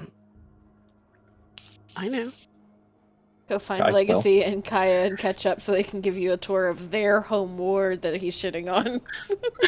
Oh yeah. You pass by, they're walking home. Sup, losers! Get in, losers. Going on a tour. I mean, yeah, actually, technically, she could take you, huh? I don't know where you guys live, though. You have our fucking phone numbers. Yeah, you can do that. Easy enough. But do I want to? That's the question. This bitch.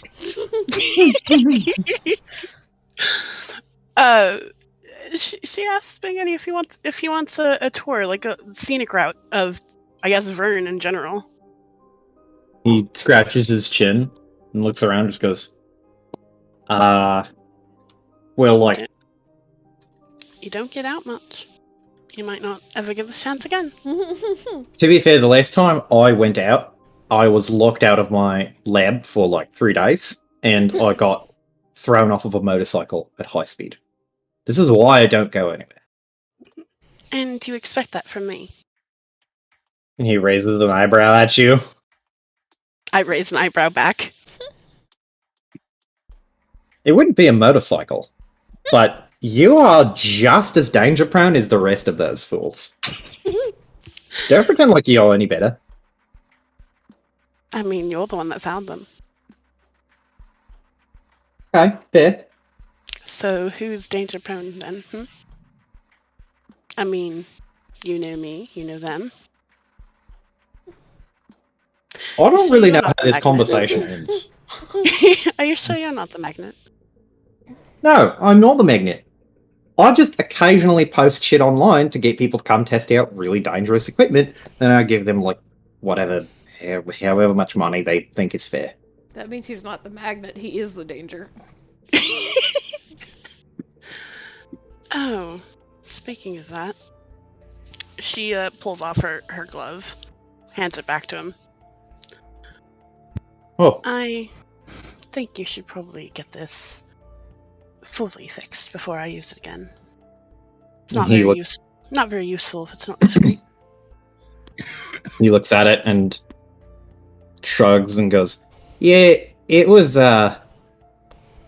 kind of slapdash."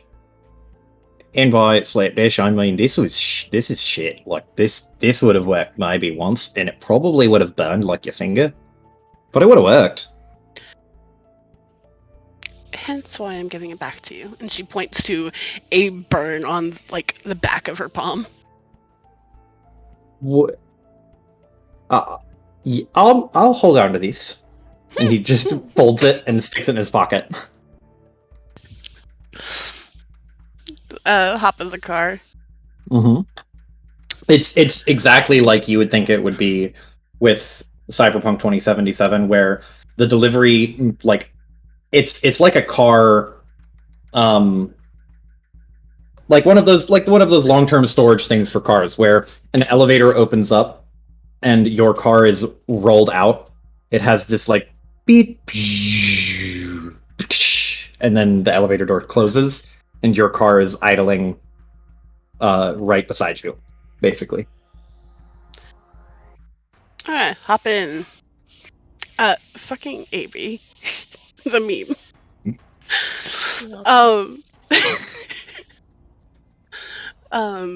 Hop in. Let him get in wherever the fuck he wants to sit. Please, for the love of everything that I don't believe in, don't break the speed limit. I just survived a motorcycle crash, and I'm pretty comfortable with going like snail pace. He is traumatized of high speeds now. Would it be easy if you sat in the back? And cover your eyes with the hoodie. You just don't care. That's fine. No, go for it. If I vomit, it's your fault. I am not going to go over the speed limit. Narrows his eyes at you. Trust me, we don't need more eyes on us. He has the shrugs and goes, all right, I believe that.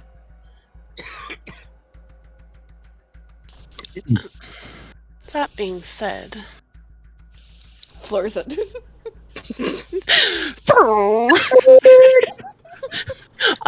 Okay, so instead of going 35, she's going 36. Like, But anyway, at the acceleration, Ben Getty, like, you can see him like grab the door, and he's just like shrinks like a scared cat. oh, you weren't joking. No, I'm not fucking joking. Sorry. She slows down, goes at not granny pace, but like just above granny pace, I guess. Fucking Sunday driver race. Yes. Jesus, who knew what going over 300 on a motorcycle could do to someone?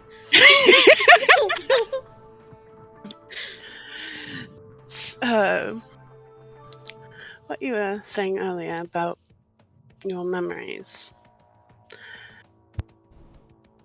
Yeah.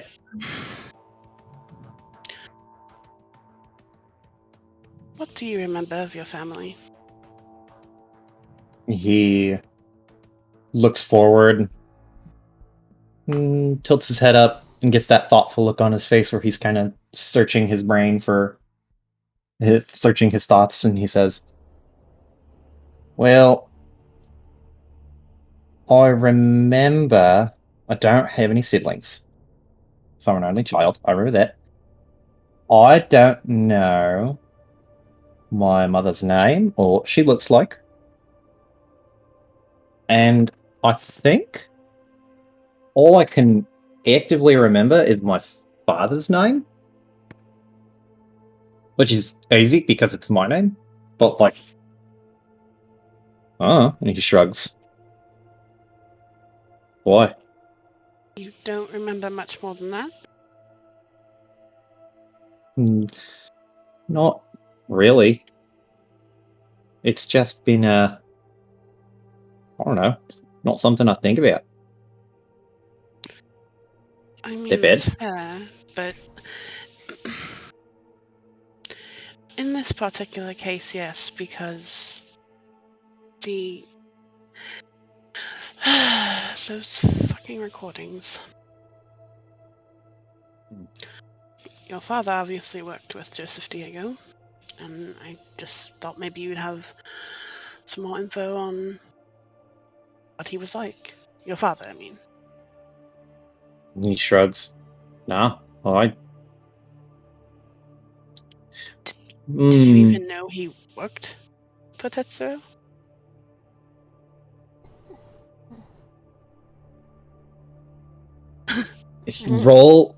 Roll me a cool check to try and persuade him,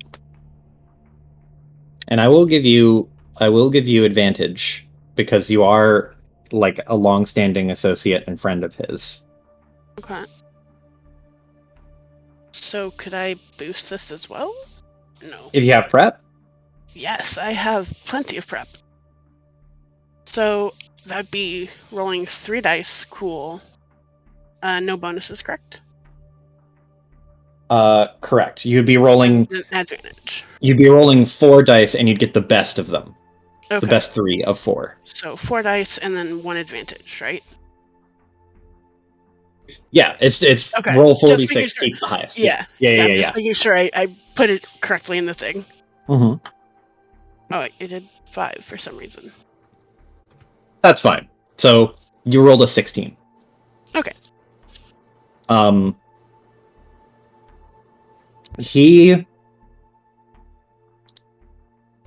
shrugs and does this very non-committal gesture and goes, "No, I mean, it's a bit, but I don't like remember any conversations with him."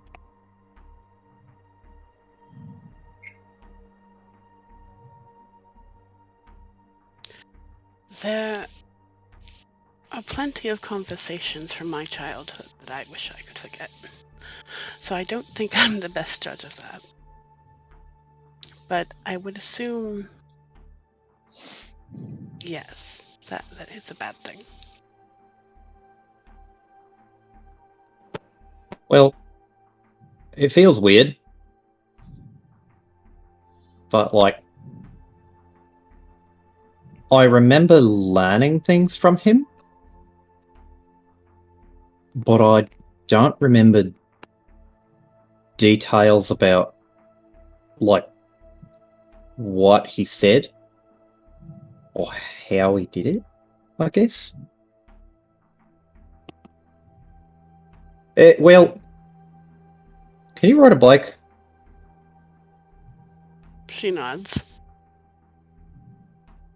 So imagine riding a bike, like, and then, I don't know, you just lose it for however long, couple of years, maybe like 20-something years. And then you get it back. That sort of getting it back feeling, that's sort of how it feels when I think about my dad. It's a little strange. I've never really talked about this, and it feels weird to talk about. I wouldn't push if it wasn't important. Don't like prying, you know that. He looks concerned, but not concerned that you're pushing. And he stares at his feet for a second and thinks, yeah, just a lot of familiarity, but like none of the details of it. It's just like I have the ending of the book without any of the chapters at the beginning. Does that make any sense? These analogies aren't helping me at all. Hold on, there's got to be like a good Star Wars version of this.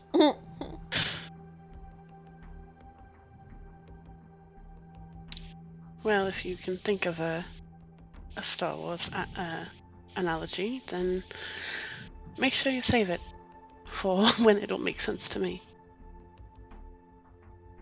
He gets a very like pleased look on his face, and just like, okay, all right, I see you. You're into Star Wars now. You're willing to try it. And he nods and doesn't really say much else, unless you want to try and prod him for information again. You said you don't remember what your mother looks like. Is that the same for your father? He pauses and thinks. Sort of. It's a little strange. Because it's like... I mean, it's obviously a lot like me. But like... I don't know. It just seems like more like me. And I think that's just like my assumption, rather than like a memory of his face. It's like those filters that make you look old, except rather than old, it's just like dad aged, I guess. Are there any particularly odd memories you could think of, or... I mean, from what you remember, obviously. Just any memories, or specifically like of me, Just- of my dad? Just, I guess anything that's particularly odd. I remember... He thinks... I remember having surgery on my eye because I got in some kind of accident, and so they had to give me the cybernetic replacement. I don't remember what accident, but I remember... I think I was young when it happened. Maybe?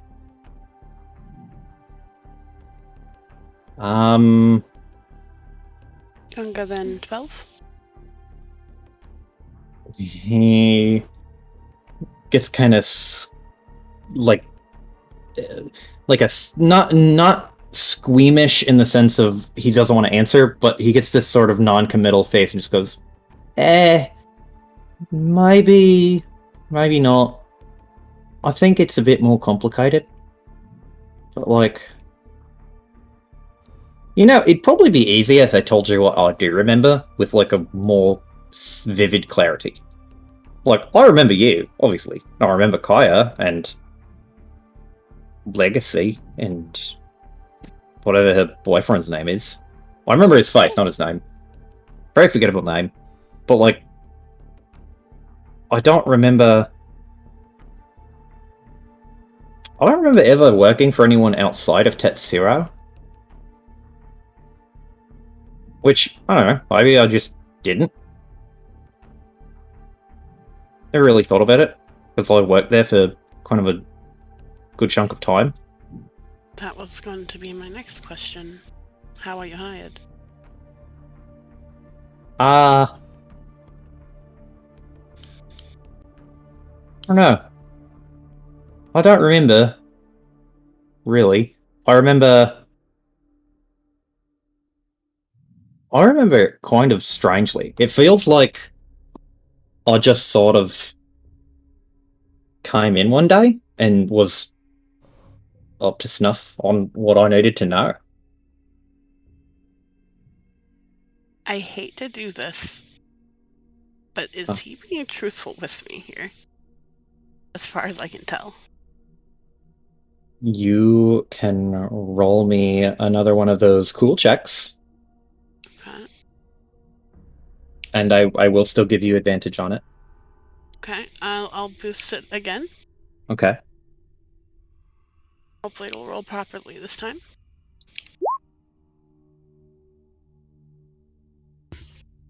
$11. So, just talking to him, you have a good idea of his lying and his tells, at least for the most part. Hmm. He's not an exceptionally good liar. Yeah. It's really hard to tell, but you don't think he's lying to you. You don't get any obvious signs of any of his tics or tells when he's obviously fibbing. If he's lying about this, he's really subtle about it. Or at least whatever tics he normally gives off, he's not giving them off.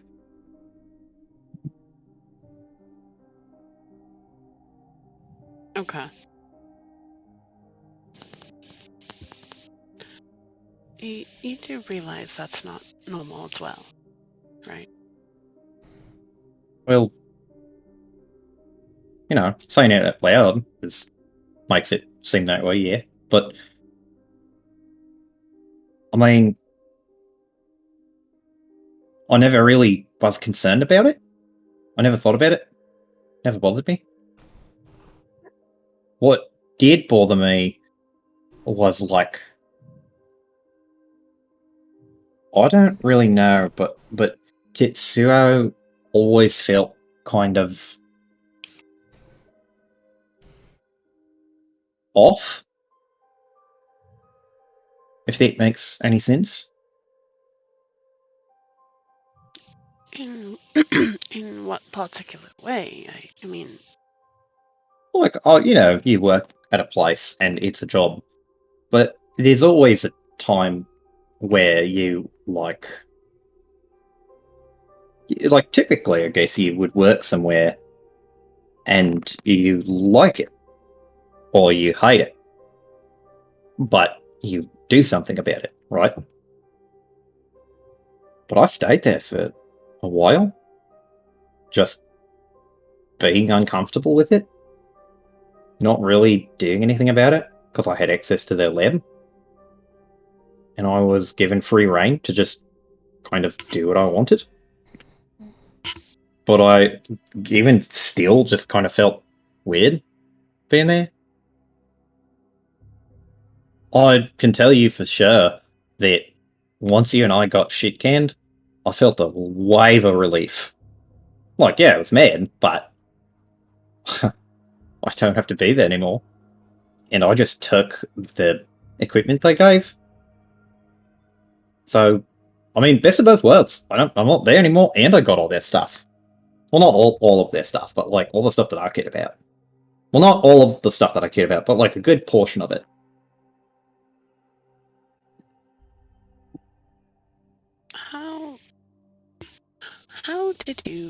how were you able to keep that stuff? Because wouldn't Tetsuo have been taking it back? Especially for corporate espionage. He shrugs and just goes, I remember removing the tracking algorithms from the code. I knew where they were, so I just removed them. Some of them it required a little bit of manipulating the hardware. So Tetsuo has a thing with tracking. They like to make it a mix of software and hardware in this really complicated way, where it's like insanely more difficult to just undo it. So I had to do a lot of like manual work with rearranging certain parts of the internal components, as well as rejig some of the code. But I did it, and now they're mine. I did it before I left. For the record. Like, I didn't like the idea of being tracked by Tetsuo. Smart. It's funny though, because I don't really feel that way about other companies. It's just really Tetsuo. And I guess it's because I work for Tetsuo.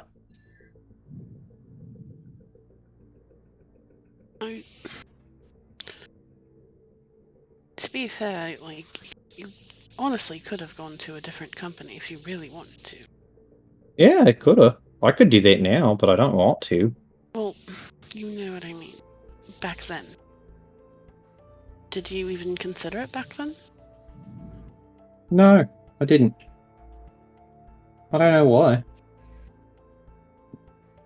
It kind of felt like that weird sense of familiarity. Where you just know it so well, inside and out.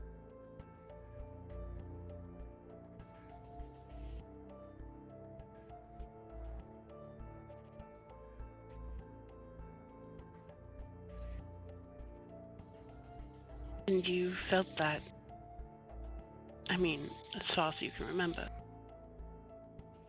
Well, with only specific things. Like certain parts of Tetsuo. That like weird tense atmosphere. I remember that. That was very familiar to me. I remember feeling that way with certain lessons that my dad taught me. I remember familiarity with those tracking algorithms.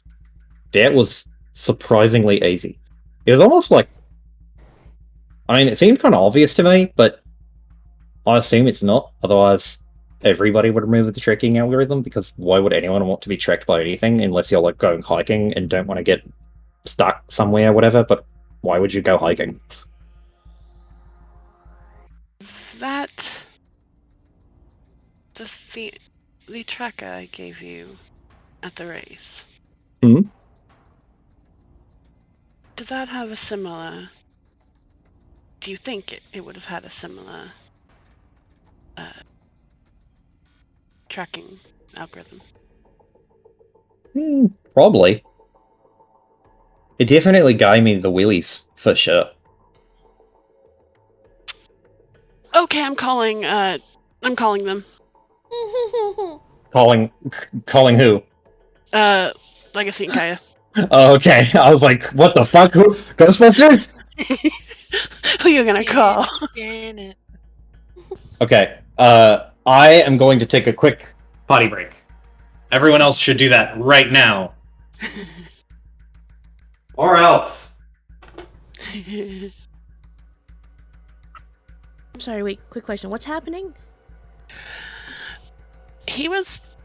Okay, so I might be jumping the gun here, I'm completely honest, but he was saying he felt like that he understood the tracking stuff a lot, like real easily, right?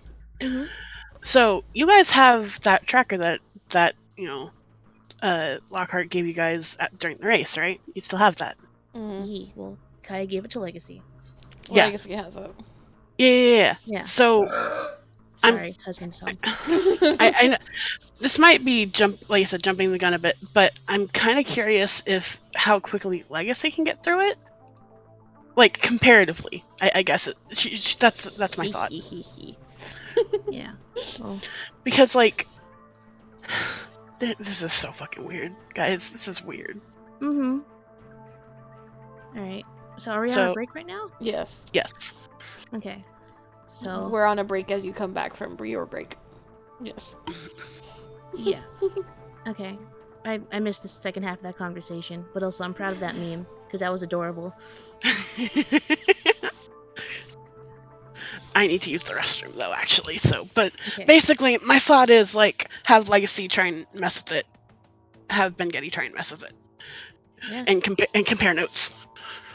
I'm sure working together they can take over the fucking world if they wanted to. The two little pseudo genius gremlins, if they could actually get along with each other for like one day what they would That's why- accomplish. That's why they have their See- babysitters with them, or their respective mom parents with them. The thing is, though, here, particularly, I want you guys to look at it separately. Mm. So, yeah, but anyways, be right back. Okay. All right. I will be right back as well. It's just shit's happening, man. How long is the break? When do I come back? Like 3 minutes. That's what you have left now. Motherfucker. Okay. Thanks.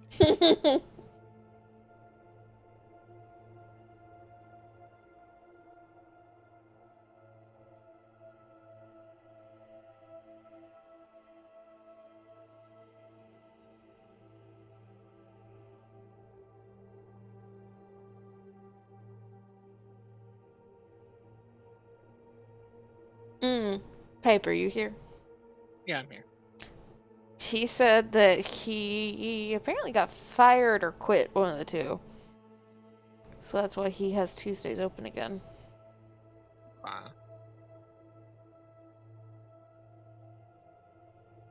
I mean, yeah, if you think that he'll continuously run it again and not like do this again, I'll rejoin. Yeah, like he is 100% down to continuously run it because, like I said, the up until like November of last year, he only canceled like maybe twice in an entire year. And then like any other times that like I didn't play, it was because I couldn't play personally. Right. It was just got weird at the beginning start of this year for some reason. Okay. Yeah. Yeah, I can rejoin. Kick ass with Nissa again. My return to my not stereotypically uber powerful, but uber powerful druid. High level druids are some fucking shit, man. I'm having some fun with OP wizard Skellington. Chronergy fun shit. mage. Yes, Chronergy Mage is fun. Chronergy is like right on level with divination of like some like stupid shit. And hopefully by now he's forgotten the long-term CC combo. I'm back.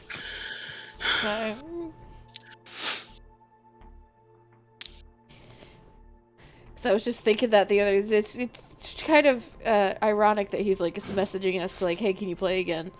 Because I was literally just thinking the other day of like, I need to find another game soonish so that I can make another caster because I have fucking.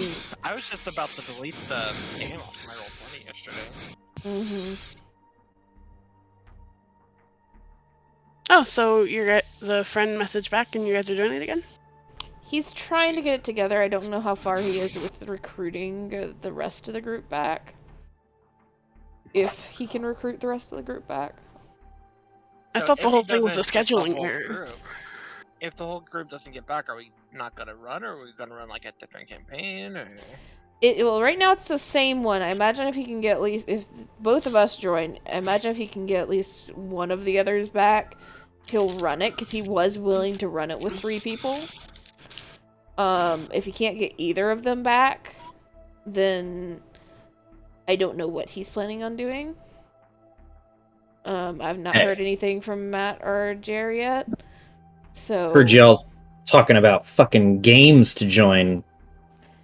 yeah, the Tuesday group that I was in forever that Piper joined that ended, he's apparently had some life things happened, and so all of a sudden his Tuesday is open again because we had to stop because the DM himself could not play Tuesdays anymore and nobody else could play. We couldn't work out where the majority of the group could play a different day at the same time.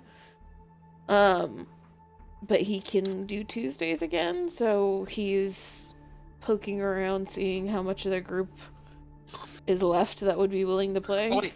Fuck. Man, I gotta be real. I gotta be. What? Marjorie, how do you cancel an order from Walmart? I forgot you used it, and so Oh my god, again? I forget that you order things too. It's my Walmart account. Yeah, but usually when you order things, it goes You here, you not two Georgia. should probably bump to the private channel to discuss that really fast.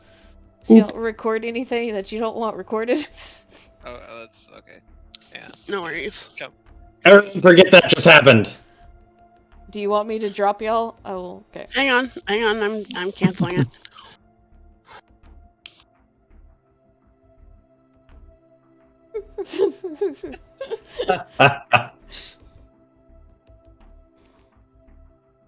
Man, I've been waiting for y'all to get to this line of questioning for a couple sessions. Because I was like, I'm going to make all this stuff right here. I'm just going to leave it right there. And just not tell anyone that there's a door right there. Yeah, it's just a matter of getting Ben Getty in a situation where he would be comfortable enough talking about it with people that he would be comfortable enough talking about it. Because honestly, only Lockhart and maybe Kaya could pry this shit out of him. Legacy came in as starts okay, why is your fucking memories gone? He would just start bitching and arguing.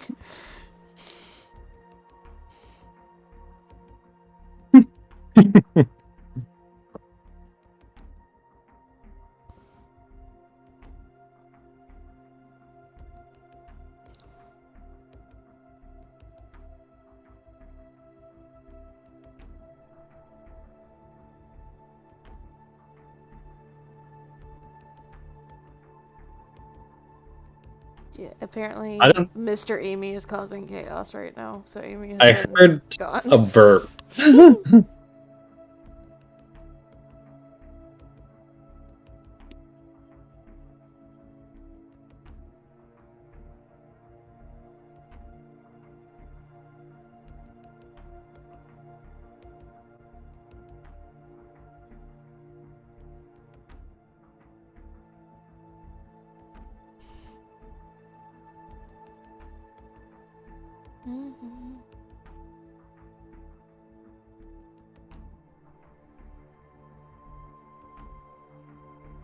Oh shit! RE4 Remake developer gameplay overview.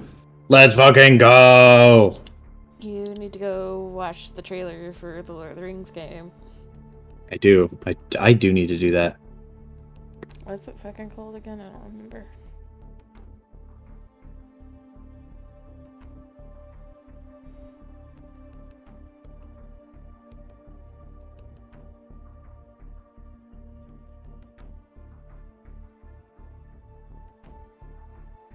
Lord of the Rings Return to Moria. Moria.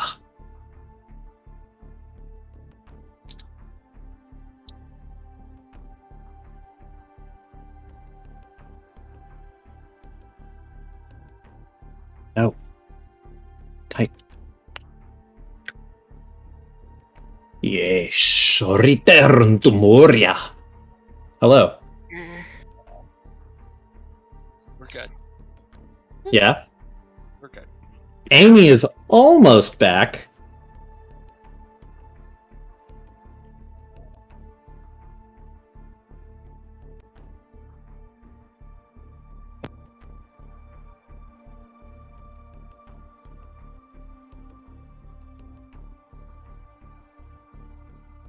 So, Iris. Yeah.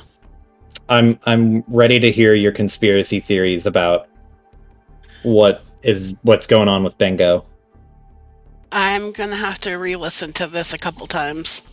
I'll be completely honest. My mind is going wild right now. That nothing is focusing. But curiosity is there. Yeah, the conspiracy theories don't come until Iris and Amy have spent one too many 2 a.m. rewatches. What I was gonna say this earlier though, when I heard this talk of joining another game or something, um, I was going to say, I'll be real, I really want to run a 5e fantasy setting game with my homebrew shit with this group. I'd like to get some other friends of mine, but I have a commitment with them already on Saturday, and there's no room for that to exist with their schedules because they already have their weekday games and they already have the weekend games with us. Mm-hmm. But if y'all looking for game, Joe's looking to supply. He's got the supply if y'all got the demand.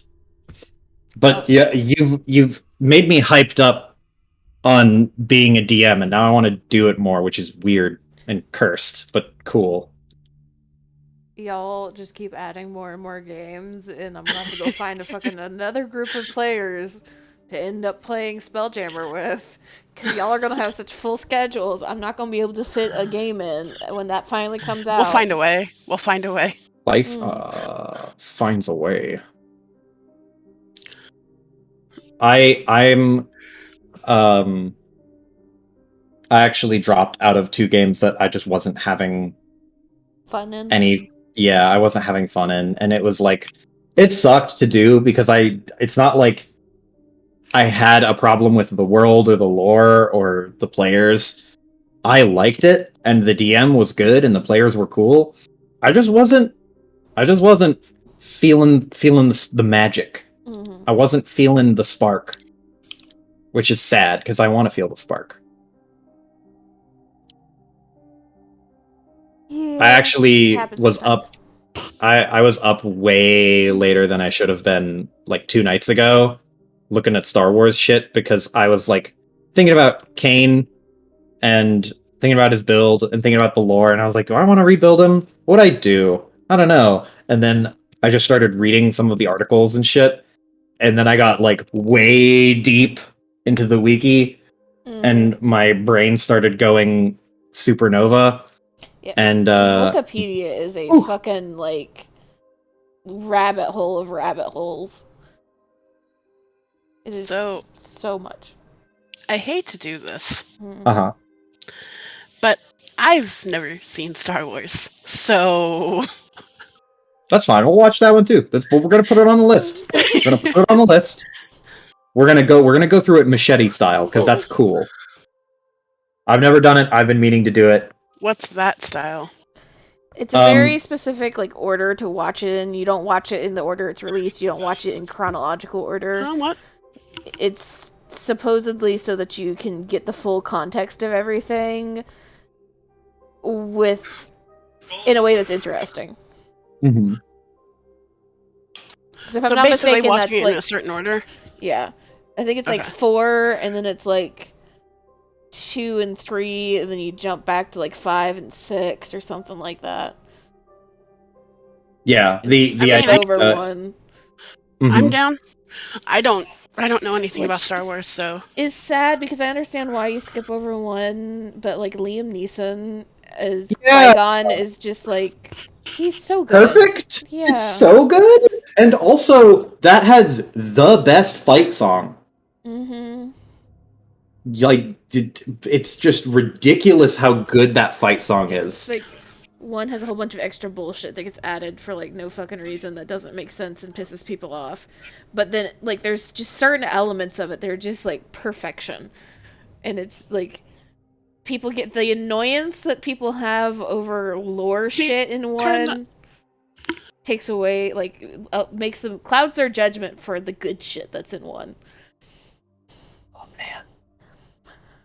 I have not fallen in love with a Star Wars theme as hard as I did with the Phantom Menace.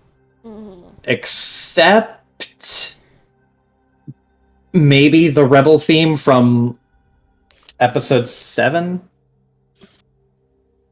But it's not nearly as good. Hello.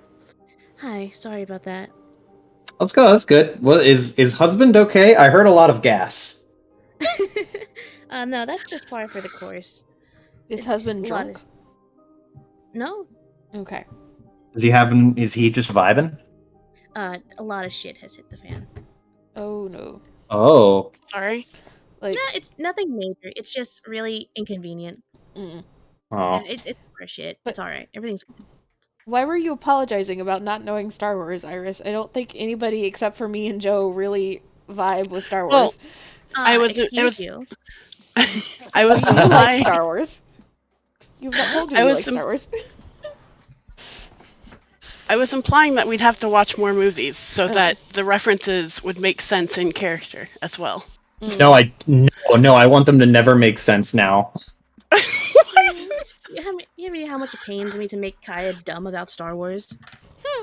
Oh, it's great. I hate it so love much. making Star Wars references either when Kaya's around and Kaya's like, what? Or when Kaya's not around because you still don't get to have the enjoyment of interacting with someone who knows about Star Wars in character. I hate it. It will Like- be kind of hilarious though if Lockhart knows and Kaya does. Just fucking, goddamn it. Next character is gonna be a fucking Star Wars nerd. See, now I just have the assurance that, you know, if Call of Cthulhu ever ends for you, you're going to be immediately like, hey, Star Wars game? You not remember me going through the 5 stages of grief because it overlaps my Call of Cthulhu game and I couldn't join your Star Wars game? Like, you were there for that. I remember. I remember. He members. How did you forget? Because we have so many fucking games together, I forget, like, Yeah. the which part of grief goes to which game for who, like, it can't play whatever. It all is mashed up in my head together at this point. Alright. Have I mentioned that I love you guys? Y'all are awesome. Aw. You too. Thanks for all the Awesome as well. thanks for all the So, Joe, crazy when's this shenanigans. When's this next roleplay that you're setting up? Y'all pick a time. We can- It'll be we- then. What day are you free? Tuesday. Mhm. When Iris is not DMing. No, you are not. Nope. Because Amy's hosting. Yeah. And That- we can delay mine. It's fine. No. No. Yeah. I want So to play a rogue. Gets one. Everybody gets one. And then So, I have my superpower suggestion- that makes people want to DM more. So So my suggestion here is maybe Joe, you should finish this campaign first, and then move on. you want me to fucking end it? No. No. You should finish it. There's a difference. We're getting to level 10 because I want a fucking OP hacker bitch. Okay? Yes. I want all of the Speaking I got this one. OP hackers and bitches, Oh my god. Lockhart was calling Kaya and Legacy? Yep. Okay, Who does she call? so Yeah, which phone number is she dialing? Yeah, who's she call? Two very different reactions. Mm-hmm. Oh boy. Mhm. I have to call Legacy, but no, I'm gonna. Do I call the responsible one? You know they're together. Yeah, live yeah. I'm together. gonna call the responsible one. Like, you saw them walk together. Yeah. I'll call Kaya. Alright. Sup, bitches? Yeah. No, Kaya does answer with sup. Do you guys still have that tracker? From a race? Mm-hmm. Probably. Hold on. Puts phone to shoulder. Legs, you got that weird fucking tracker thing still? Checks pockets. Yes. I think yeah. Yes. Where are you? Off the, she says Give- street give me- name, corner. Give me Mhm. give me your address, please. Sure. Yonder. Yeah. What is she doing? Why are they dead yet? Or did they die again? Is that why I we're? don't. Yeah, they want our address. You guys didn't fucking die in, did you? What's your address? We'll talk when we get there. All right. Address is 42. No, Wallaby no, shrimp. don't tell her that. If you're bringing anybody with guns or any shit like that, you're not allowed on her. No. We just got that place safe again. Just like grabbing like Kaya and like yanking her arm down so she can like talk into the phone. We have been separated for less than 20 minutes. You're with Bengetti. That doesn't mean much. I imagine that Lockhart's on speaker while she's driving. So I kind of give him a look like, see? Yeah, he's a little bit of a magnet for trouble, I think. Bengetti is just seething in silence.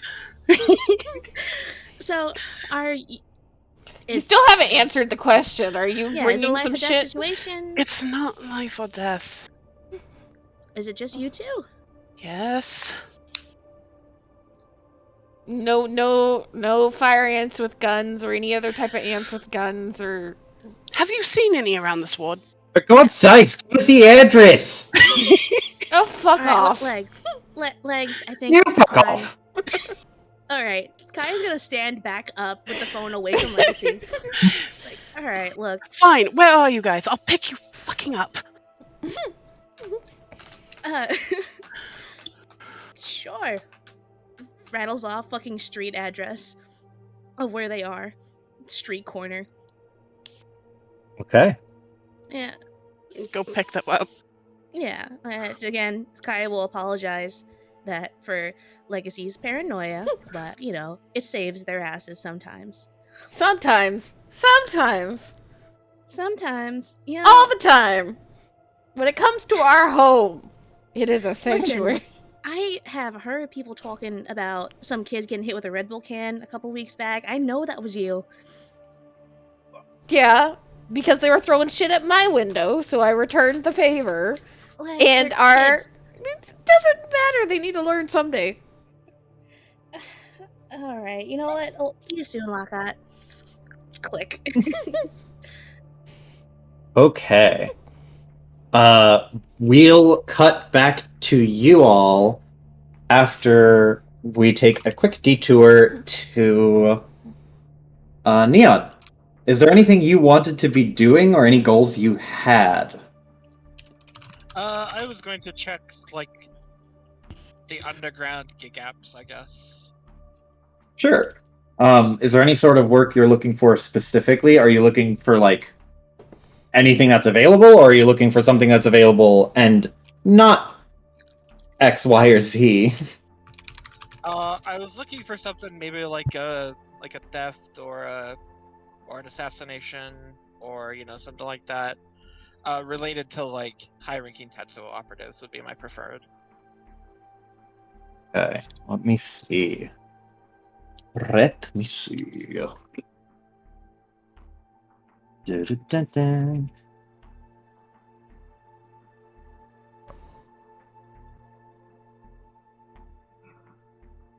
Looking for contractors. Mhm.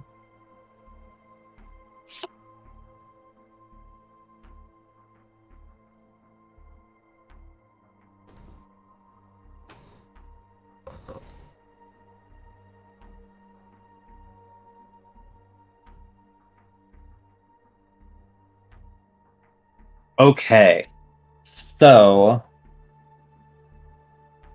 I will let you. You can have a role to potentially get a really, really, I won't say lucrative monetarily, but it's a very, very high reward, high risk, high reward job, or you can just pick a low risk, low reward job. I will roll for a high risk, high reward job. All right, roll me 2d6.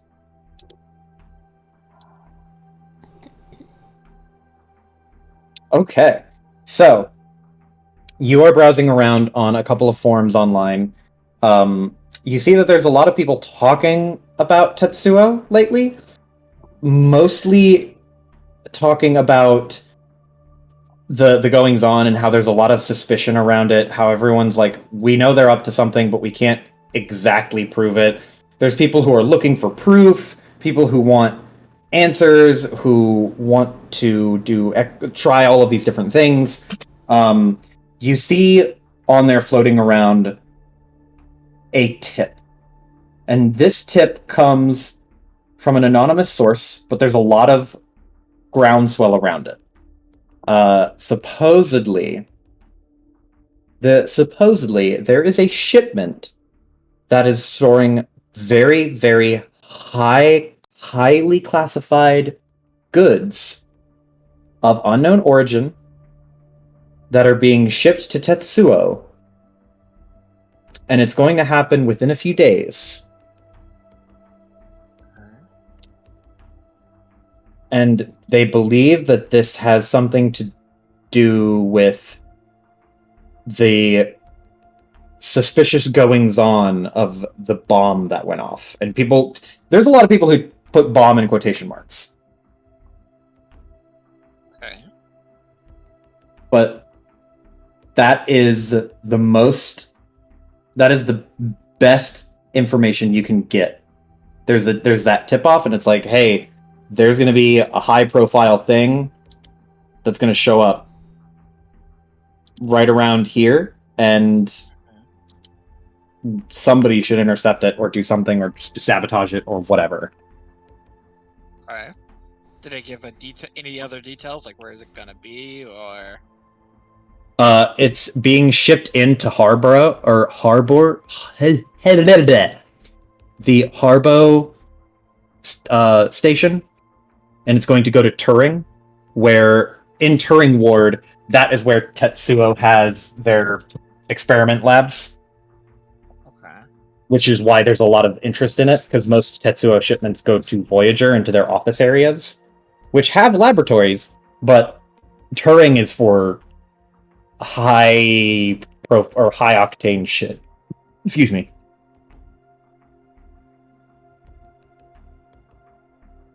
Okay.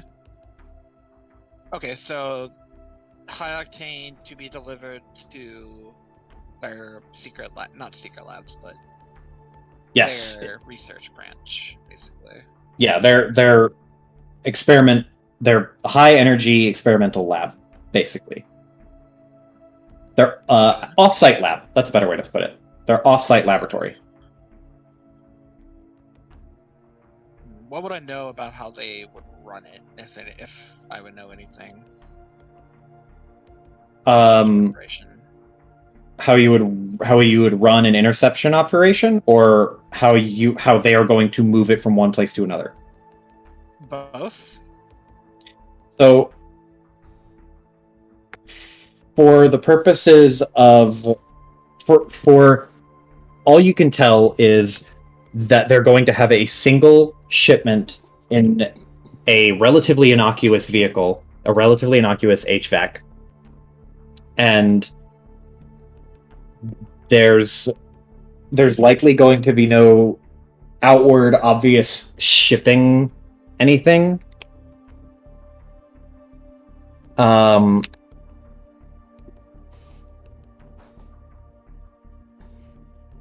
see. Yes, this is going to be a lot of like just trying to keep it very, very discreet, rather than go the opposite direction and armor up. They're going to be very discreet about it.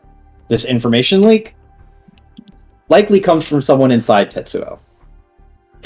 Okay, so to that how end, would they identify and pick up the package typically? so the identification and pickup of the package is going to be this HVAC flies direct to Turing Ward. It will land in Vern Station, transfer to Harbo, and then start to make its way through Turing Ward to their laboratory.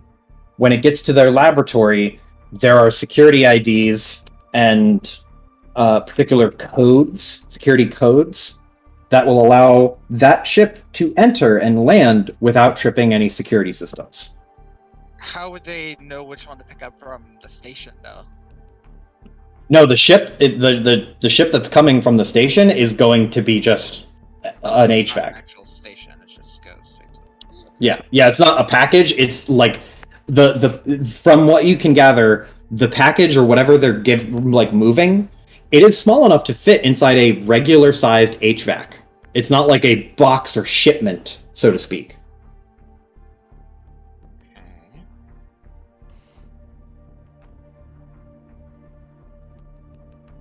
Uh, as for lining up and trying to intercept this, there's a lot of ways to go about doing it. The immediate ones that come to mind would be cutting it off at either Vern or Harbo Station before it has a chance to openly move through Turing. The That's why I was asking alternative, about the station, like how it was gonna get from the station to, like. I was asking like how's the HVAC gonna pick up the package at the station? That's what I was asking. Like how was it? the package, so the HVAC is coming from off-world. It's coming from outside the station, coming in, and it will move from from one station to the next, effectively. So the package is transferring. Yeah, it's like if you had just put a box in a car and the van just drove across country lines.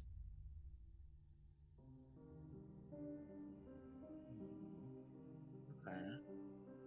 And the general idea is if they keep it low enough profile, it will be able to slip through in the mass amount of transit that happens on a day-to-day basis between all of these different stations and wards.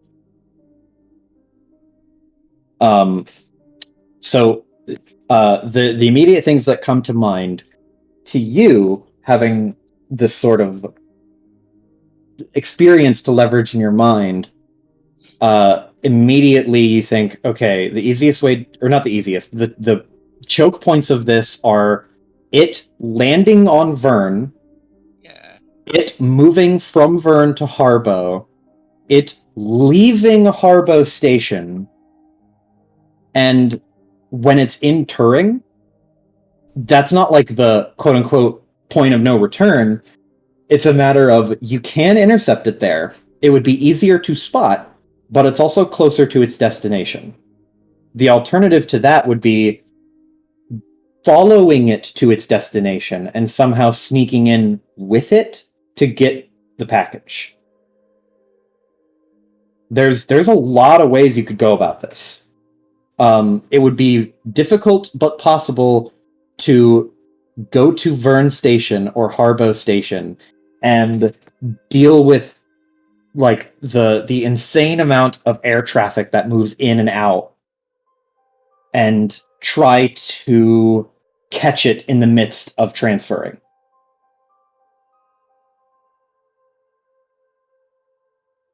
It's just a matter of not getting overwhelmed with the volume of cars coming into and out of those areas. The question is which one's the right one, right?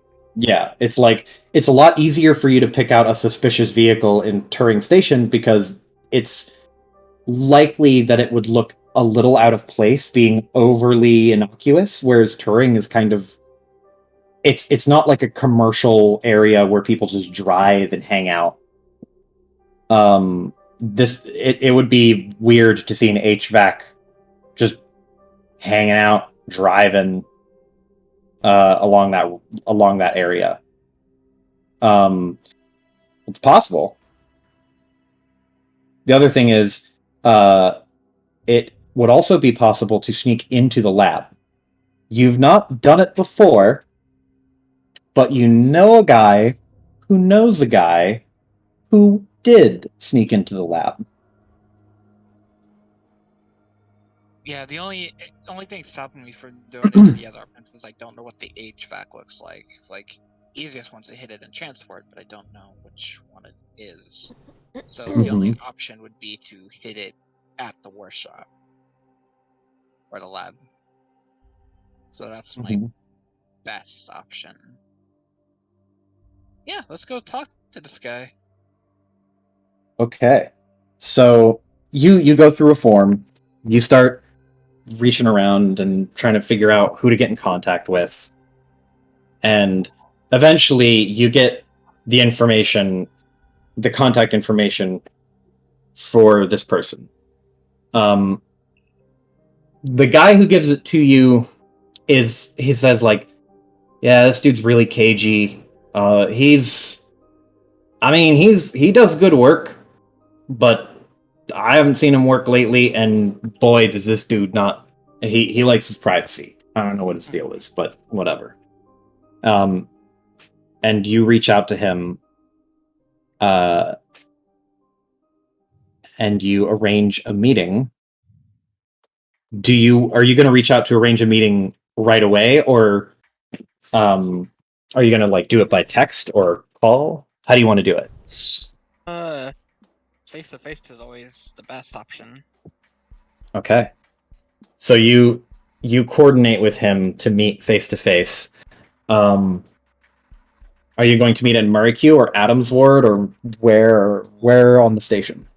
It'd be funny if I met him in Adams Ward. Lockhart goes to pick them up. They see neon Spider-Man points. The guy said he lives in Adams Ward. Or rather, he's staying in Adams Ward, were his particular words. Okay, perfect. I have a mental theory, and I'm not gonna say it. But yes, I will meet him at Adams Ward. Okay. And I have my car here, so let's go. Great. So you make a transfer from Mariq to Adams via the mass transit system, and you experience no issues because whether or not they scan your ID is fine. You're not on any list yet. You haven't been detained in any way. Fun fact, Lindis would have run into some issues here. but it's fine. Things worked out. That's not a problem anymore. Oh my so, god. So It's the convenient you- Piper reset her criminal record by killing off a character. Her criminal record, she was So just being easy, I like just a gotta nuisance. die. It's literally just like a nuisance who's like, you're not allowed to be here. Get out of my face. And just like, I didn't do anything illegal. It's like, yeah, but you did a bunch of annoying stuff and I don't like it. But you fly over to Adams Ward. Again, you just see this insane techno vista on the border of space. And as you land in Adams Ward, you get coordinates. Not a location or like meet me at John's fucking diner or whatever. No, it's just like you get literally numeric coordinates, which they're not decoded in any, or they're not encrypted in any way. So you just go straight to those coordinates. They lead you to what appears to be like an alleyway between three major apartment complexes. And the actual coordinates have a vertical component to them. And the vertical component says that you're supposed to be on the ground in that middle area. And right about the time you step into that area and look around like, okay, where's this fucking dude? You get a message on your phone. And it's from this guy whose name you still don't have. And he has said, basically the message reads like, I can see you. And he asks, what do you want? What information are you looking for? Information on Turing, getting into the Turing labs. The Tetsuo Labs in Turing? Yeah. Okay. There's, you know that little like typing the dots and then they go away and then they typing and then they go away? There's that a couple times, and then the message comes out and says, why are you trying to get into Tetsuo's lab? They have something I want.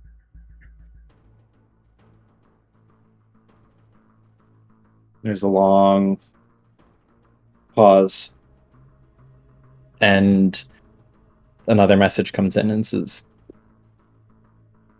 do you have to get in? is there literally no other way? Unless you know a way to identify which one's carrying a package. Another typing and then deleting and then typing, and it says, I could probably try to ID it for you pre-launch or right before it launches from Vern to Harbo. You can do that. I can stop it mid-transport. Probably arrange a search and seizure, as it were.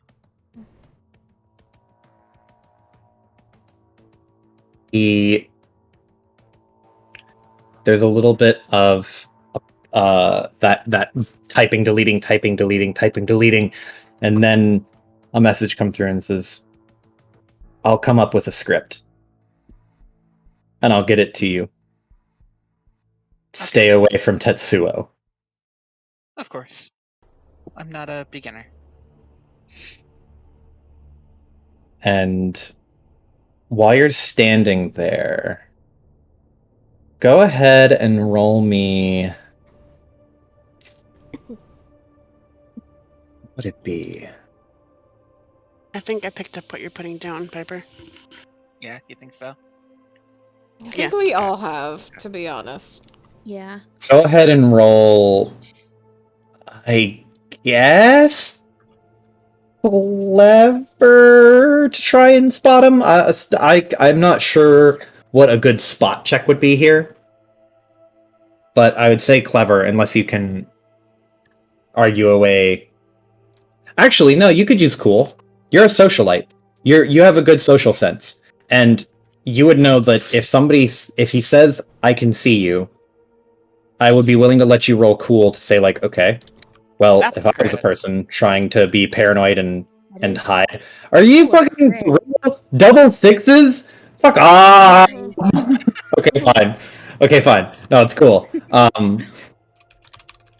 So you, as you are standing in the middle of that little area, does Neon wear sunglasses or a hood or a hat? Yes. Okay, so it hides her eye movement a little bit. Not a heck of a lot, but enough.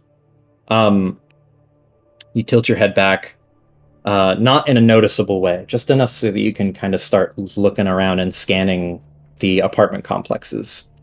And as you're looking around here, these are some kind of rough, ramshackle-looking apartments. And you're scanning around the edge, trying to see there, and you spot just barely, you can see the side of what looks to be some type of weird, like, head or helmet. It is a weird cybernetic head piece, but you can't see all of it because this person is obscured as they sit.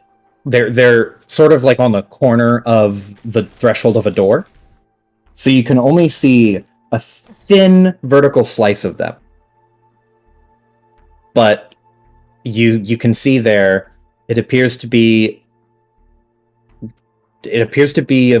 not an android, but it's also difficult to tell because it's hard to tell if that's a helmet or a head. Helmet or part of their head. But they're wearing kind of drab clothing.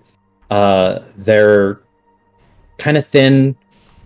Other than that, you can't really discern any meaningful details, but you see them just for a second. Okay. And you get another message. It's like, leave. Okay. Shuts down and walks away. Okay. And as you start walking away, you get another message. It's like, I'll contact you in a day with the virus. I don't respond. I just continue to walk. Okay. I really want to encounter everybody right at this moment, walking out of the alleyway. Fucking somebody roll 2d6.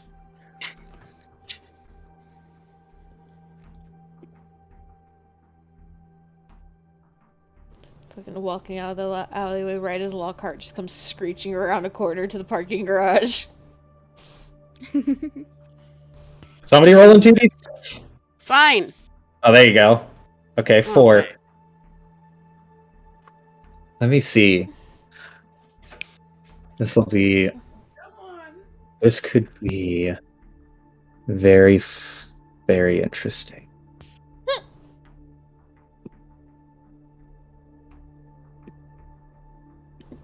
Should go through this. Lockhart picked up Legacy and Kaya, and then it just proceeded like the bitching and arguing for the entire ride back to the apartment. I have one particular question for Vengetti, though, as we're right before we pick them up, if that's okay. Mm-hmm. Yeah, go ahead and ask. If you were able to see their tracking system, is it more instinct, or do you actively remember it? It's like kind of like somewhere in between. I don't know. All of this is really just like a feeling, which is incredibly frustrating because I don't want to be running off of fucking vibes, but that's where I'm at, I guess. Hopefully we'll be able to fix that. I mean, it's not broken. I mean, it's not that I'm doing that in the place of something else. It's that I don't need to study this thing because I just know it intuitively. Maybe it's because it's just a really simple design. Like, maybe it's just that fucking dead simple and I'm just an actual mega genius. Oh my god. Johan, do you really believe that? A little. Johan. Okay, fine. It's weird. But I am smart. Yes, we all know that. But that doesn't change the fact that it is very, very suspicious. Well, I'm not sure what to tell you. As I said, hopefully we'll be able to figure it out then. Not fix it, but figure it out. Maybe get back what you lost.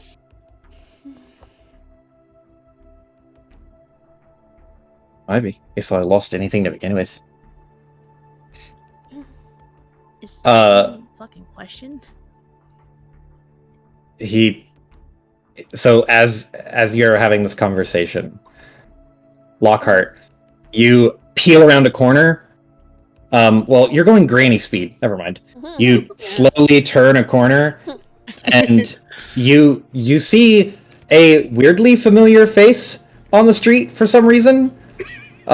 You see a very ninja-looking ass motherfucker with shades standing there like she looks like a normal person in fucking Adam's Ward instead of like a hyper-violent cool girl. You just see Neon hanging out. Double take, stop the car. Yeah. Double take again. I wasn't expecting her to be here. What? That's for sure. That's it? We're not in the car yet. Oh, we're You're not. not there. No, Yeah, this is Because Iris wanted to talk to Bengetti some more without us, so we're not in the car I just yet. had a quick question before I forgot, okay? Apologies. Mr. Amy has awful timing at all times. So the role was like, okay, will they run into Neon at all, or will it be will they run into Neon before or after? So yeah, you see Neon before you got to Kaya and Legacy, and Bengetti just like blinks and just goes, "Why's she here? Does she live here? I don't think she lives here. She has a like, coffee shop or whatever, right?" And Maracue. Yeah. Is this before or after her meeting? After. Okay. I was gonna say a follower, but never mind. Should we... Are Kaya and Legacy nearby as well? Like, They're, Like, at the other end of the block, kind of thing. they would be further down the block, maybe a mile away from where you are right now. Not far. I hope I don't regret this. I pull up beside her. Do you need a lift? I have a vehicle, Joe. Yeah. Okay. Yeah. It's just that you just ran into them. Are you going to meet with the others? Yes. I'll follow you. She gets into her fucking van and follows. Yeah. So like your car was parked out on the street side, and you just walk right over to it and jump in, and Ben Getty's like, weird, cool. All right, let's fucking go, I guess. And you take off. Without much delay, you turn a corner, find the apartment complex that Kaya and Legacy have called home for the time being. Kaya and Legacy, are you up in your apartment, or are you like on the street level? Would Legacy have allowed Kaya to share their apartment number?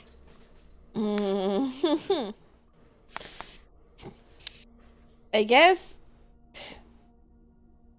so, because she has encrypted and like secured Lockhart's phone as best as she can. Okay. But Legacy also, even if she did not give the like apartment number, Legacy would not have the patience to sit there and just wait in the fucking lobby of her own house, essentially, for people to show up. She would have already gone up to the apartment. Like, you only let Kaya send like the address of the apartment building. Then after 5 minutes of waiting, you give her the go ahead to give us the apartment number, so you can go inside. This fucking bullshit. They were supposed to be going to their own damn house right now. We were supposed to have some We don't even know if our apartment is safe, and we're bringing more people in, and this is some goddamn bullshit. Look, everything's gonna be fine, all right? We've already had somebody try to bug our house once. That, you know what that was. That wasn't personal. That was random bullshit. Yeah, but now we're getting closer to shit that might end up being personal, and we're bringing more people in. So I would say that with the Ben Getty Lockhart small scenic tour, the conversation and touch bait and like exchange that Neon had, and then Legacy and Kaya have. You've both had a good chunk of time to be back at your apartment doing whatever you wanted to be doing. A short rest? Yes, and yes, you can have connected Larry. So that's all Dave Amy Voicebox. cares about this session. All Yes. she cares about. It's all Kaya has, okay? Leave her alone. Legacy would have, number one, done as thorough a once-over of this apartment as she could to make sure that they were still secured. I know that you said that it's still supposed to be a safe house, so it should still theoretically, mechanically be secured, but she's paranoid. Yeah, it's you run up and down and left and right and quadruple check it, and it's secure. Okay. And then she would start double checking her shit and unloading and changing and all that good shit. Okay. So you both head, or you both get the number from Kaya and Legacy about the apartment number to where, or you get to the apartment number to which they live. They're way up there. I can't remember what floor you're on. I think it's like 43rd or something. Something. Yeah. One of like the mega buildings. Yeah.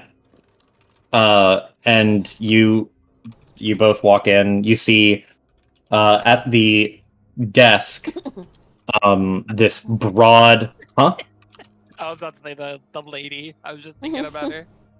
Oh, the lady who's like the teenager who doesn't give a shit. Mm-hmm. Yeah. Yeah.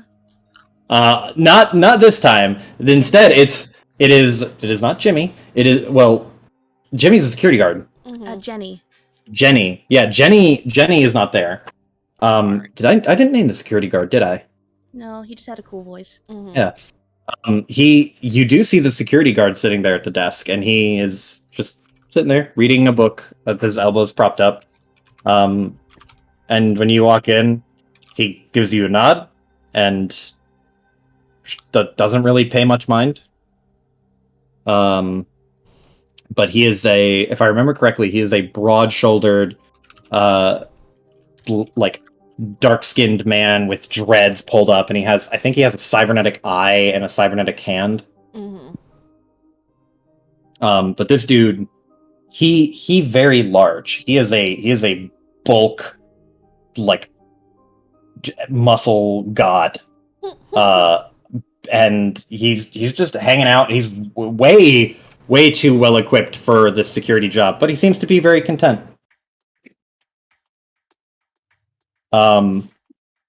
So you head up to the apartment complex, or to their room.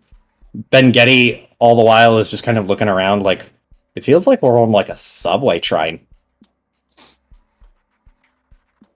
I imagine Kai and Legacy hear Ben Getty long before they see him. Actually, you hear like one or two complaints like right as you get to the door, and he's like, "Is this where people live like regularly?" Oh my god, this motherfucker. If we're going to be here, I'd suggest withholding the complaints. Well, it's more like an observation, or like a startled observation. A rude observation. Can observations be rude? I don't think that's Yes, fair. they can. If I said your cybernetic eye looks horrible, Well, you'd be wrong. It looks cool. Or it doesn't look at all. Okay, what if I said it looked outdated and terribly configured? That is needlessly unfair to say. I rest my case.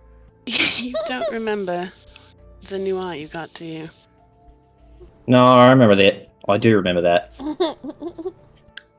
Even you said it looks like shit. Well, yeah. Well, there you go. Just an Fuck off. observation. And then the knock on the door. Yeah. Kaya and Legacy, you heard the whole exchange. Wait, go to apartment map. Go to apartment map.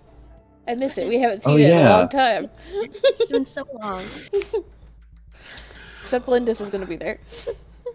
Yep. Oh, Lindis is there. There we go. No more Lindis. No more problem. Yeah, there's no bike. And let me get... Whoops. No, not him. Nope. Get one of these. And then...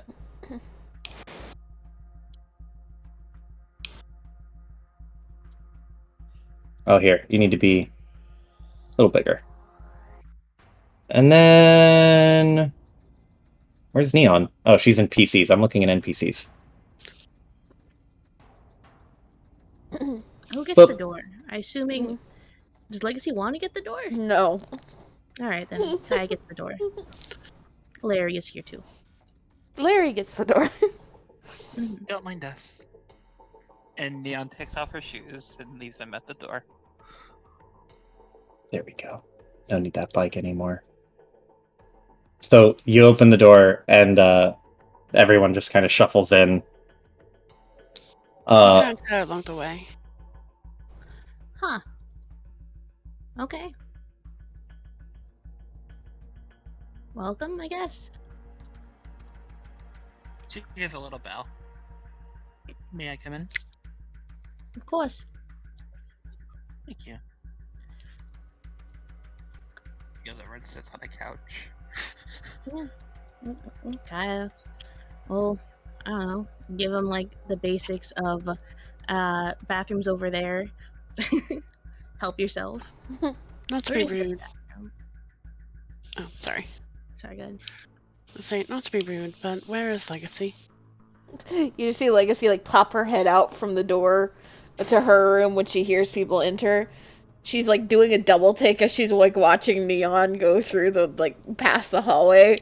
And then you pop around the corner and she's like, "The fuck? He's just I get you. You said you.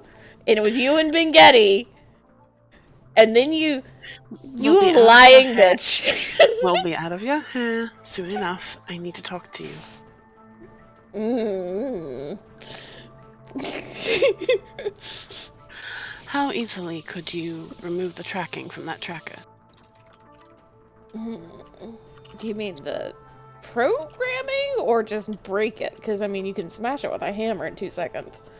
You know what I mean. She's kind of like sighs. I've not even looked at it, but I mean, a standard tracker is like minute tops. It's more than standard from as far as I know.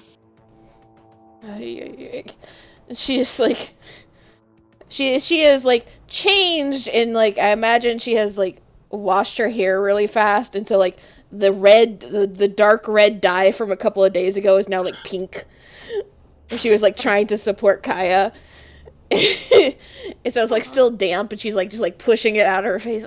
Fucking okay, let me go work on this fucking thing. Just like muttering to herself, disappearing into her room. She's gonna follow you if you allow her. She like gets like halfway through like this opening section, realizes Lockhart's following her, looks back at her, and what do you think you're gonna do? I'm just following a hunch, that's all.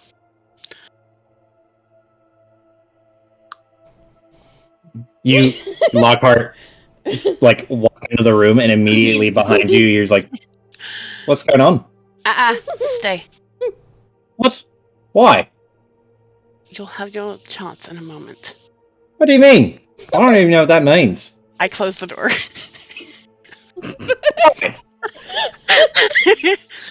Go watch a movie or something. I'm sure they have Star Wars or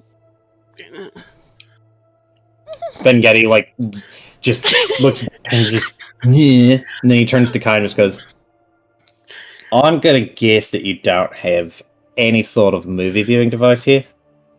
Do you watch movies?" I mean, there's that No, big ass I TV system up there. Yeah, I watch a movie. A movie? Yeah, One? yeah. What the fuck's wrong with that? Like you've only seen one movie, or you watch the same one over and over and over? I've only seen one. Well, what movie? You can see this like visible attempt at swallowing his words. Kaya's gonna appreciate the effort, and she's gonna. I imagine that Kaya doesn't close her door; Mhm. it's just always open. So like she'll She's listening walk for the in- chaos. Yeah. So like she'll walk in and just like rummage around on her desk in her room, and just like pull out like a future version of a DVD, and just like hand it to him. What movie is it? Kaya. Fast only and movie Furious Kaya- 26. Nope. The only movie Kaya has ever watched is Moneyball. Oh my god. Okay. So, yeah, no, she'll fucking. I've seen this. Watched it a couple times. It's been a while. So, like, do you walk out of your room and get it, or do you like invite Betty and Ben Getty in? I mean, he could follow her if he wants to. Yeah, he would follow you if you don't stop him. So he'd walk in and be like, "Cool room," Oh yeah. just kind of looking around. Oh, Joe. What? I would say that Kaya's room is mostly workshop. It's organized, but there are a couple of things hung up. Okay. Mhm. One of those things would be her diploma. She hands him the Moneyball future DVD. He looks at the DVD and he just goes, "What was this? Is this the movie you watch?" Yeah, I've seen it a couple times. It's Moneyball. This is the only movie you've watched? Yeah. What in he looks like he's about to have a stroke and he just blinks real hard and just goes, "Would you like to watch another movie?" Literally any other movie. I mean, sure, as long as I can work on something. I mean, I don't usually have time to watch movies and shit. Well, what, you got fucking somewhere to be? I'm always fucking working. He looks past you and then looks at all your stuff hanging up and he's just like, "Oh yeah, you're definitely working all the time. That's why I see a bunch of half-finished projects." Then he tilts his head a little bit further to the left, and then he sees your degree and blinks at it, and then you can tell he's obviously staring at it. Yeah, do you have any idea how much time all these fucking projects take? What the fuck? You alright? Fuck, see a ghost or something? You went to what? She went to NY. NYIT. Okay, yeah. It's like you went to NYIT. Yeah. Like the one, or like one of the offshoot ones for a. I went to the one on Manhattan. Like with the credentials. What the fuck? Like the accredited school. Yeah. Why are you surprised? I was on the fucking guy's gonna rummage through and she's gonna pull a fucking picture from her shelf or whatever. Yeah, her graduation photo was yeah, Manhattan. Yeah, I went to the Manhattan project, Manhattan campus. What the fuck? Graduated 5 years ago now? I was on the baseball team. That's why I only seen Moneyball. You're a doctor? Well, technically, yeah, engineering, but I don't really go by that shit. He looks at the picture and then looks at you and he just goes, "Right, cool, great, cool." And he just hands you the picture back and he's like, "I think we should watch a movie now." Or As his brain melts down. He just pointedly walks out of the room, just not looking at anything else. He's gonna shrug and put away her copy of Moneyball. Whatever. Fucking weirdo. Just gonna follow after him. Neon has already taken control of the TV, though, by the time they get outside. Oh no, Neon. She has not touched the TV. She is sitting in the corner of the room, just a picture of calm elegance, waiting her turn for everybody.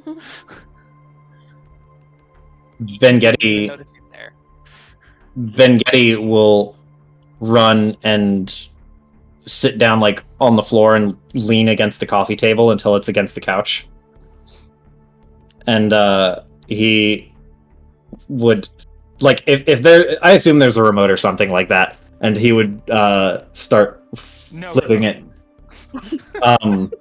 Linda's lost that forever ago. I made a new one. Okay. Yeah, Kaya makes a bunch of other remotes with weird antennas and little satellite discs on them. They don't do anything, but they're neat and funny looking. Nice. But Vengetti grabs one and he will start flipping the TV to whatever service is available so that he can stream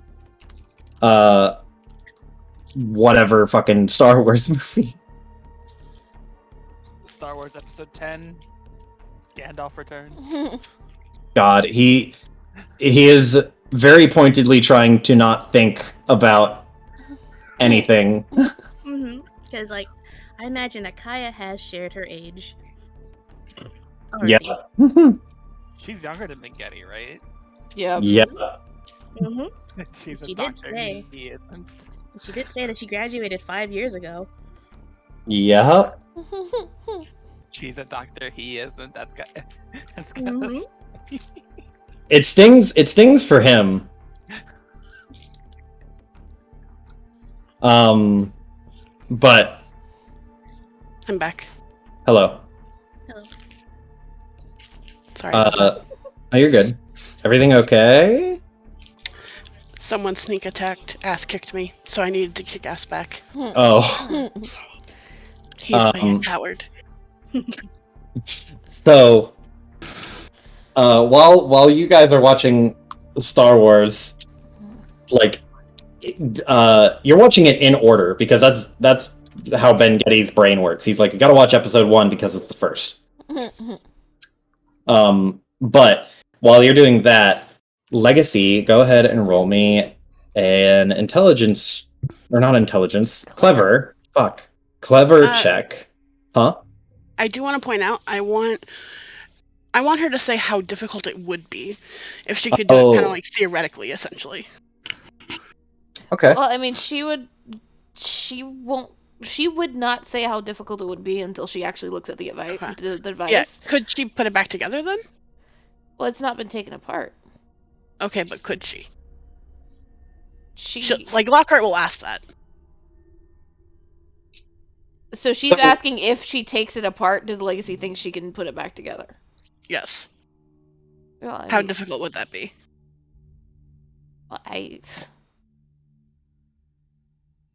There's this, like, mildly confused, mildly offended look on her face. You're asking me a question to shoot in the dark at something that I have seen just that it's a chip before I put it in a fucking lead-lined container, essentially. So I don't really fucking know. Usually if I can see it, I can put it back together again if I took it apart myself. But from what I've been told, you're really good at what you do. Yeah. So my expectations are pretty high. Well, fuck you too.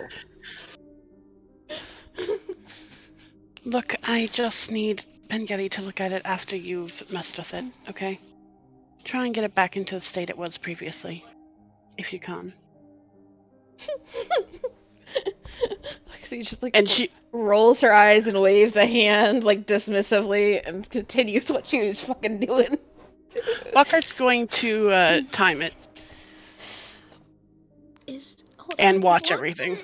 Is this like when you ask around of like different businesses that provide the same service to get like the best bang for your buck? Basically. That's essentially what's happening. It's more the idea behind this is to test how much of it is instinct for Ben Getty. That's what's concerning her. Okay. Because, I mean, it's also a matter of, like, what is instinct and what is not for him, because Legacy has been very clear that she knows the, like, hardware tech stuff just enough to get to the coding.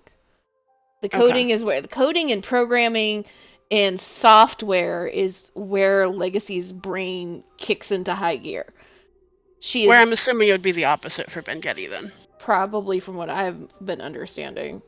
I mean, you could put Kaya and Legacy together on that. Because that's why Kaya and Legacy play off of each other well as far as skills, because Kaya knows more of the mechanics, where Legacy can take what Kaya gets her, tweak it just enough to get her to the software that she can do. Yeah. Okay, would Legacy tell that to Lockhart? It depends on what questions Lockhart fucking asks her. If it's just like, how fast do you think you can do this, then no. Yeah. Okay. The I have some concerns about Johan and how in tune he is with this kind of tech. And I don't have a comparison. This isn't my forte.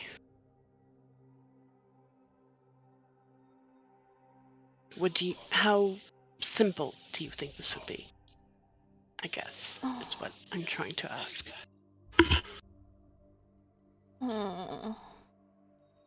Legacy's kind of like, Lockhart's pacing a little bit.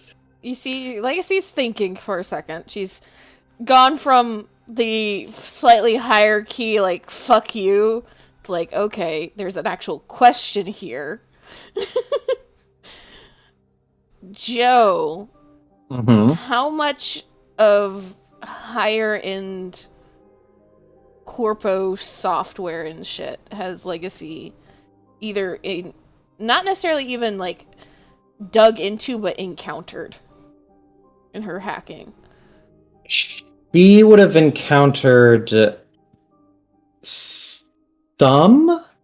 So most of Legacy's hacking is done through a network. So you've encountered more network and net security from Corps than you would have encountered proprietary software engineered inside the corporation for a particular purpose. Has she ever uncovered any programs or like blueprints or shit that she is like disseminated? Yes, you have recovered certain things and blueprints and such that you've made publicly available to the detriment of the company. And to that end, you've had experience with a handful of things that were theory, where you stole documentation and like pseudocode, or effectively like the blueprints to building whatever program, or the partial pieces of the program, as well as like a handful of other actual programs that you've gotten peeled apart, understand the code for, and made available for everyone. But it's not, you're getting it somewhat. No, that doesn't really make sense. Never mind. Yeah, you would have had exposure to it, not a huge amount, but enough that she has theoretical knowledge of things. Yeah, it's not like you have a lot of knowledge of peeling apart that specific stuff. You've just broken into security systems and then pulled out half-finished projects and looked at the internals, and you're just like, cool. And you just took it. And from what you've gleaned from looking at it and maybe playing with it on your off time, you've been able to learn a pretty good amount, more so than the average person just glancing at something like that. Okay. So Legacy is just kind of like thinking, she's doing this like side to side thing in her chair where she like pushes off and like turns halfway and then pushes off and turns back the other halfway as she's like considering. So I don't know how much you understand about technology. But I am good on the software end. I'm good at the programming. I'm good at the internals. Breaking through that stuff, what I already know and have programs for, I can do in minutes, if not seconds, on a good day. Breaking through the theoretical stuff, from what I have seen, would take a little bit longer. Not very long, because if it's very long, then I would already be caught and, well, we'd be fucked. 5 minutes, 7 minutes, maybe. Well, would having Vengeti disassembled it himself, would you be able to gauge what would be average, I guess? Like I said, I'm not super knowledgeable here. Maybe. If I can... Let me actually look at it and play with it for a minute, and then I'll know how hard it actually is. Fair enough. She nods and she says, "Thanks." Well, she'll turn back around and dig out the fucking black box that Marcus gave her. Mhm. And I don't know, is there like, I don't know if this is something that she could have theoretically or not, but like almost like an EMP type cage of some sort to like block signals. Put it inside. Yeah, you could have something to that effect. It would not be very big, but you don't need it to be very big for most of what you do. Yeah. It would be big enough to hold like a baseball. Yeah. So just big enough to put this tracker into and for her to maybe like put in some fine manipulation tools if she needs to like pop it open. Yeah, easy. So she'll So pull out the black box, put it in that like little like EMP cage thing, turn it on before she opens the black box to take a look at the tracking chip a little bit better. Yeah. okay. So go ahead and roll me some clever checks. Okay. Is my hacking going to be of any use here? It will be useful once you get to the software portion, but the initial hardware portion, it will not necessarily apply because the difficulty is like interfacing with this technology you've never seen before. Mm-hmm. Do I get my flat Tetsuo bonus because it's a Yes, Tetsuo yeah. piece? Of course.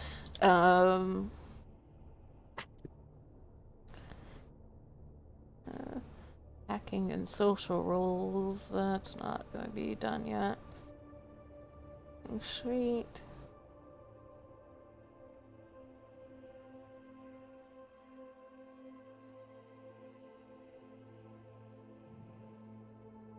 Dreamer. Double checking all of my abilities because I swapped a couple out and I don't remember what they do. Okay. Clever. This one. I'm gonna boosting is giving an extra die, correct? It's adding a d6. I'm gonna go ahead and boost with a prep because I've not used any prep this time. Whoo! Nice.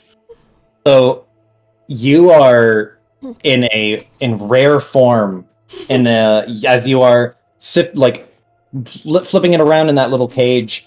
You turn it over in a couple times and you're like, okay, this seems pretty straightforward. You found a way to interface with it. So you basically plug a cable into it and then start punching away into the internal components. And I mean, with fucking 21, I'll give you the gist of what you can learn from it without having to spend a lot of time. Which you basically learn that this is a relay device. It works off of bouncing multiple signals off of multiple orbiting points or multiple orbiting satellites around the station. It's incredibly accurate. But it's also only usable within the station. Like it's totally useless if it were to be outside of any of the wards. Even between the wards, it is functionally like impossible to track anything. Mm-hmm. At least functionally impossible to track it to a very accurate degree. You could get it within a couple, maybe like plus or minus 40 meters. Mm-hmm. It works for the purposes of tracking a moving vehicle because they are moving fast and it doesn't have to get very accurate readings. But if you wanted to know the exact position of a person, it would not be able to do so. Unless they were in a ward. Unless they were in a ward. Okay. So it's essentially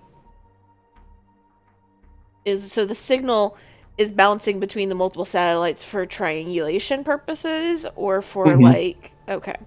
It's a differential GPS. Okay. And Is there anything more on it? yes.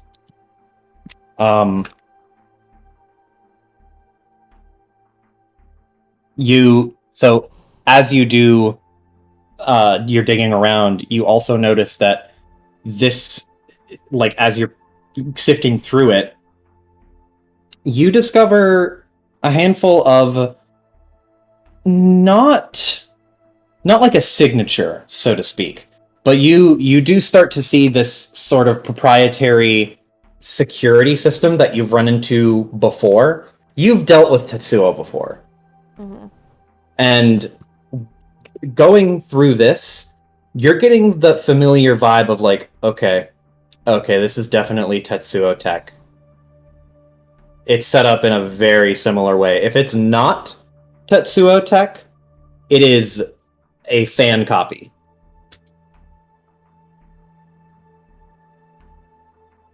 Okay. Does it seem like the security system is just to try and secure the GPS location, or is it seemingly covering more shit in this somehow? It seems as though it is trying to track and send the signal to some off-site location that you can't determine yet. And because it's Tetsuo security, then that means it would be a pretty high-level hack. Yes.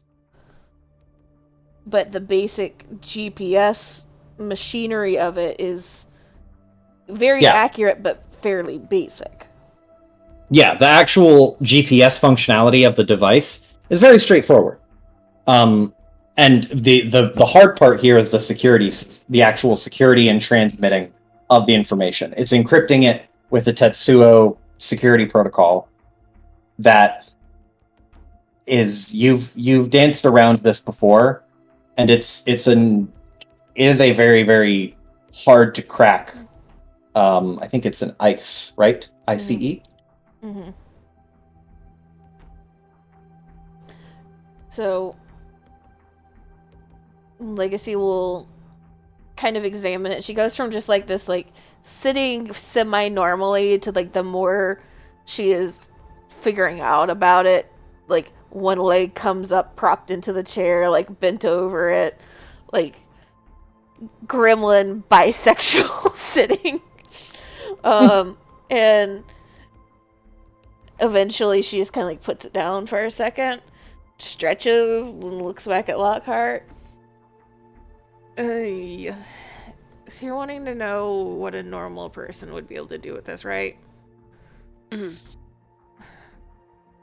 They would know it's a GPS. They would know maybe it's a very good GPS. It's that's easy. It has high tier security on it, though. And if you're wanting to know if a normal person could hack it, no. It would take a hacker and a fairly decent hacker a good minute, and a good hacker still a good minute.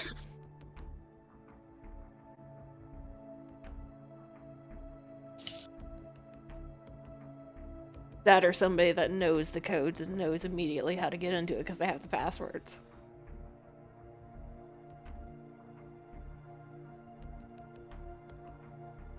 Meanwhile, in the living room, Ben Getty is like, all right, so like the Force is not really like a blood thing. They dropped this after this movie, and it's really fucking bad. But like, Why say it at all?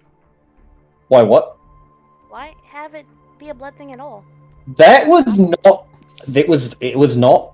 Okay, well, technically, it was in the original plan, but the editors cut it because it's dog shit, to be honest. But they had it here because the director wanted it, and the director was the original like idea guy, and then he just kind of went fucking loopy, and so everyone took away his pen so that he couldn't ruin it anymore. It's gonna turn to neon. You getting this? I'm not really paying attention. I apologize. Just turns to Larry. Is Larry enjoying the movie? Barry is transfixed. At least he likes it. Larry's about to think the Force is actually real. You installed his little speaker, right? Yep. You can hear like a very soft,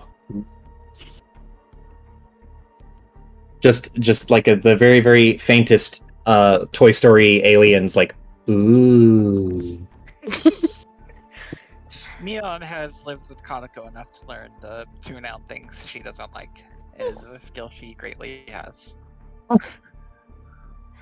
Kitty, what have you done?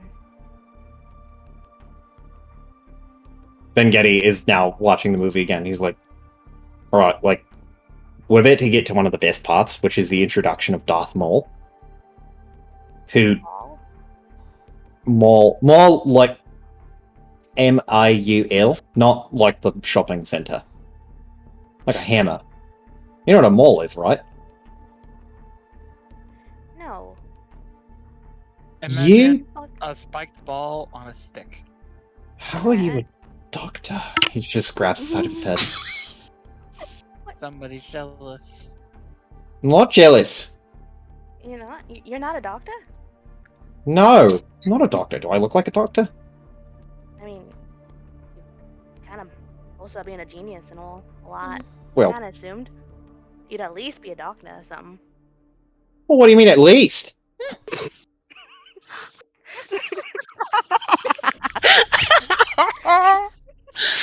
Well, you talk about being a genius and shit a lot, so I figured you'd be a doctor at least in like 1 or 2 studies.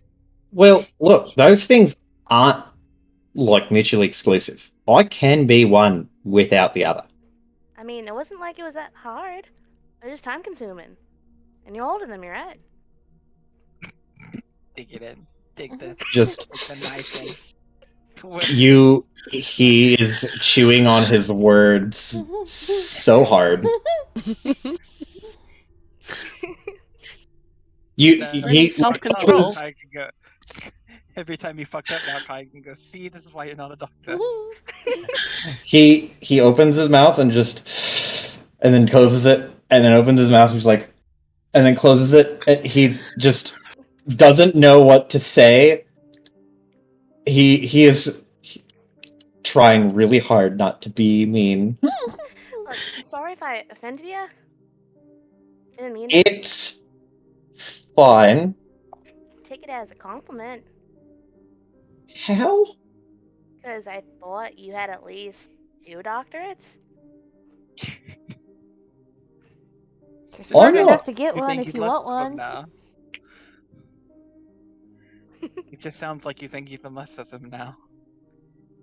No, Do you think less of of course me? not. What? Of course not. Besides, it's just a degree. I think experience speaks a lot more about someone and their knowledge than just a piece of paper.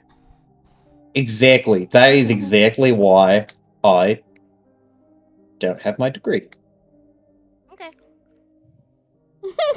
Good. Sure. You can't think any lower of him if you already are at ground level. Oh my god. That is nice. I mean, ground has 2 words, you know? You can start digging if you want to. I mean, he did during the rollies. You did. He had a shovel and everything. Mhm. Sorry. So, the call of the Mr. Amy. I'm wondering if I was half expecting Lockhart to be like, Johan, get over here. Yep. That was the next step. But Oh, okay. You moved to the people in the movie, so I'm like, I'll just shut up. No, you're good. Mhm. Now's your chance. Yeah, you don't mind if I go get him, right? Can he work in here? Aww. And make sure he's on his best behavior. Fucking fine. But if he breaks any of my shit, I don't care how protective of him you are. I'm kicking his ass until he's out of my room. You won't need to, but It'll get replaced. I. Kicking his ass. Johan, What? your turn. Oh, what do you mean? Get over here. But Darth Maul just showed up. Johan. You see how I don't got time to watch fucking movies? I thought we were gonna watch this together. Fuck, you're right. Fine. He points to Kaya. You're not allowed to stop watching. And he walks out. What? Wait, what the fuck are you guys doing? You heard me! He walks away. What the fuck would I listen to him?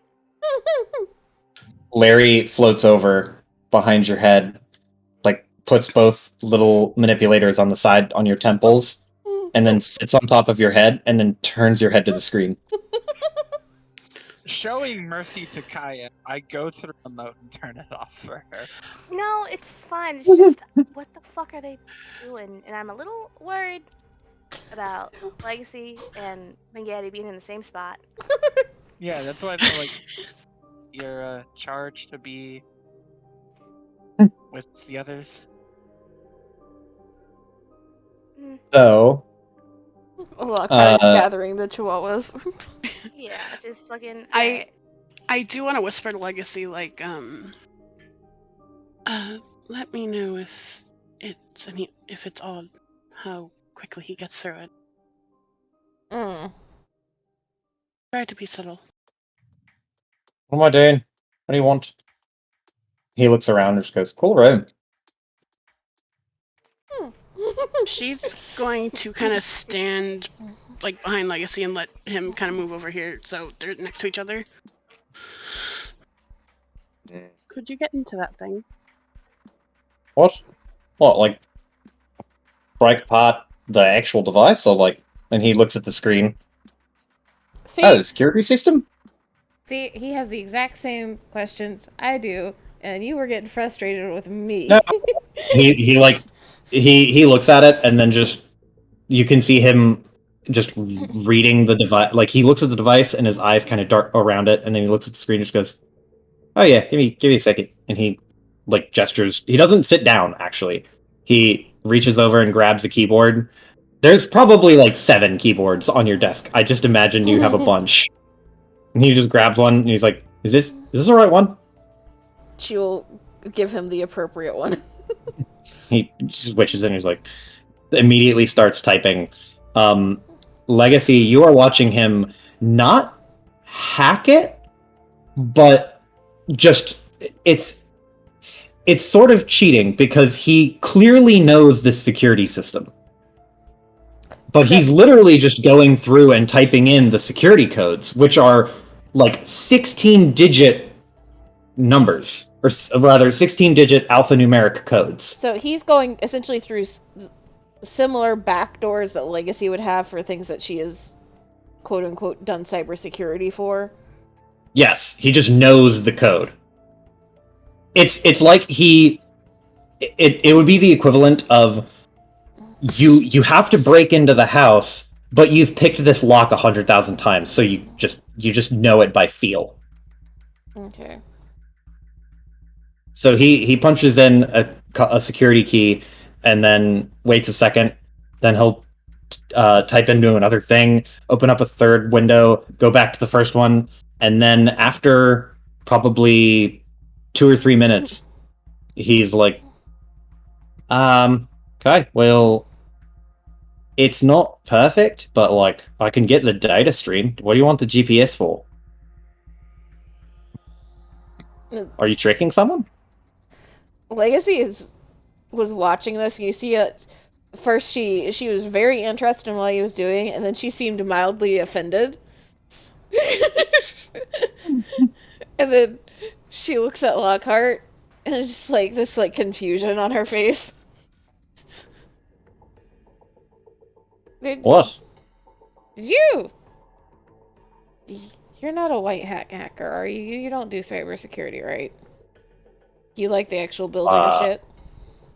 Well, yeah. I'm not particularly good at hacking, but I know a little bit. But you didn't do cybersecurity for Tetsuo when you were with them, right? No, not at all. Why? Pacing. Pacing. Lots of pacing. Are you having like an episode or something? Why are you running around in circles? Minghetti, you just move through that system as if you helped build it almost.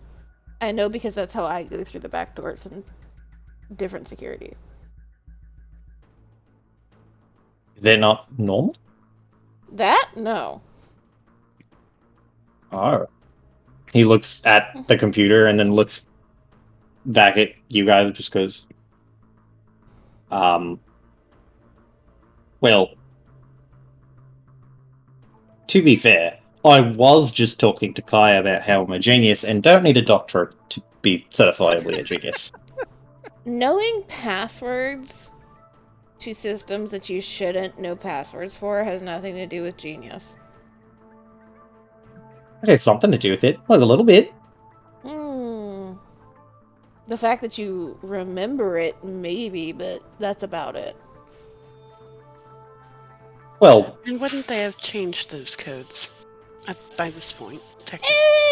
well, they changed the code, but it's only like 1 or 2 hashes off, and I actually know that they're changing the code based on an hourly system, an hourly schema for the first 19 digits, or for the first 9 digits, and then the back 7.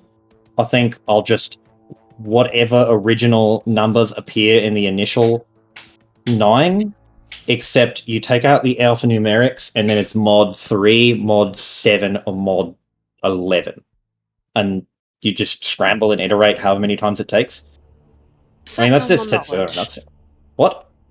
Is that normal knowledge? She's talking to Legacy. The specifics of how a password is generated for a company, no. What?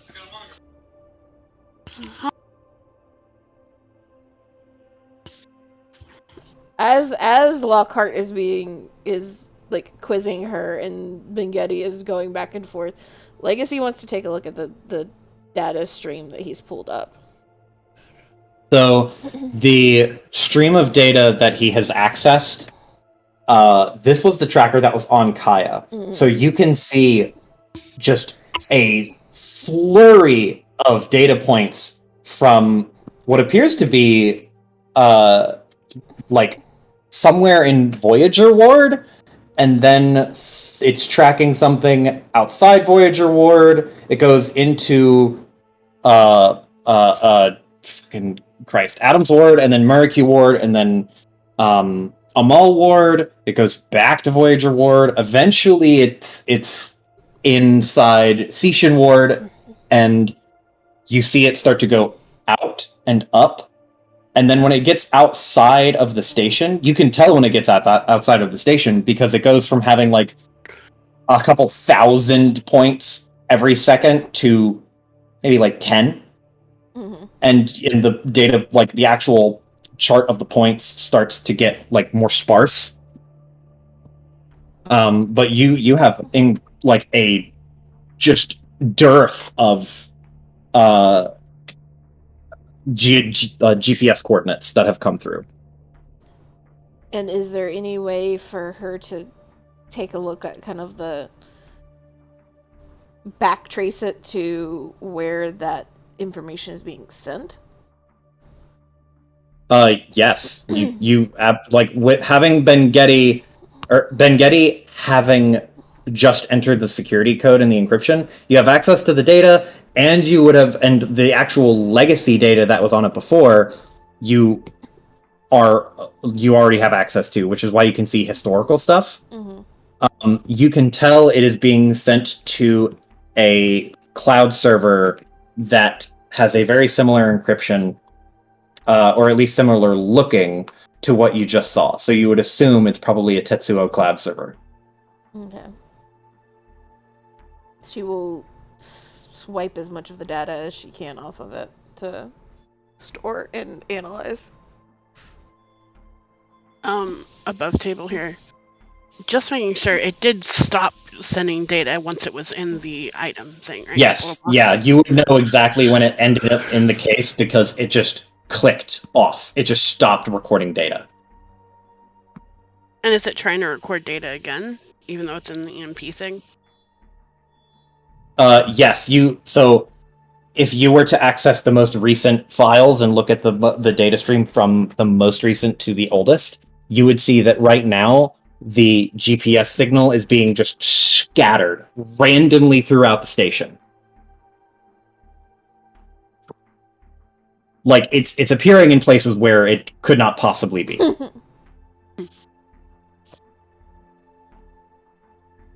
Chaos. Yeah. And Ben Getty just looks at him and just kind of shrugs. I mean, is it concerning that I remember how to do that and not, like, my dad's face, I guess? Wait, what? Nods. One slow, serious nod.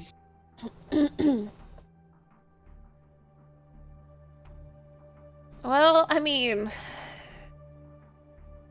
yes. Muscle memory is a thing, especially for when you're something that you are naturally good at. So the fact that you remember it itself is not the issue. It's the trade-off, I'm assuming, is happening. She kind of looks at Lockhart.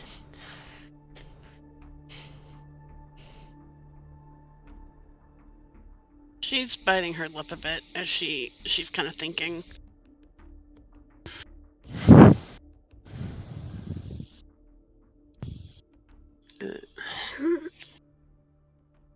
She doesn't respond. She's just thinking.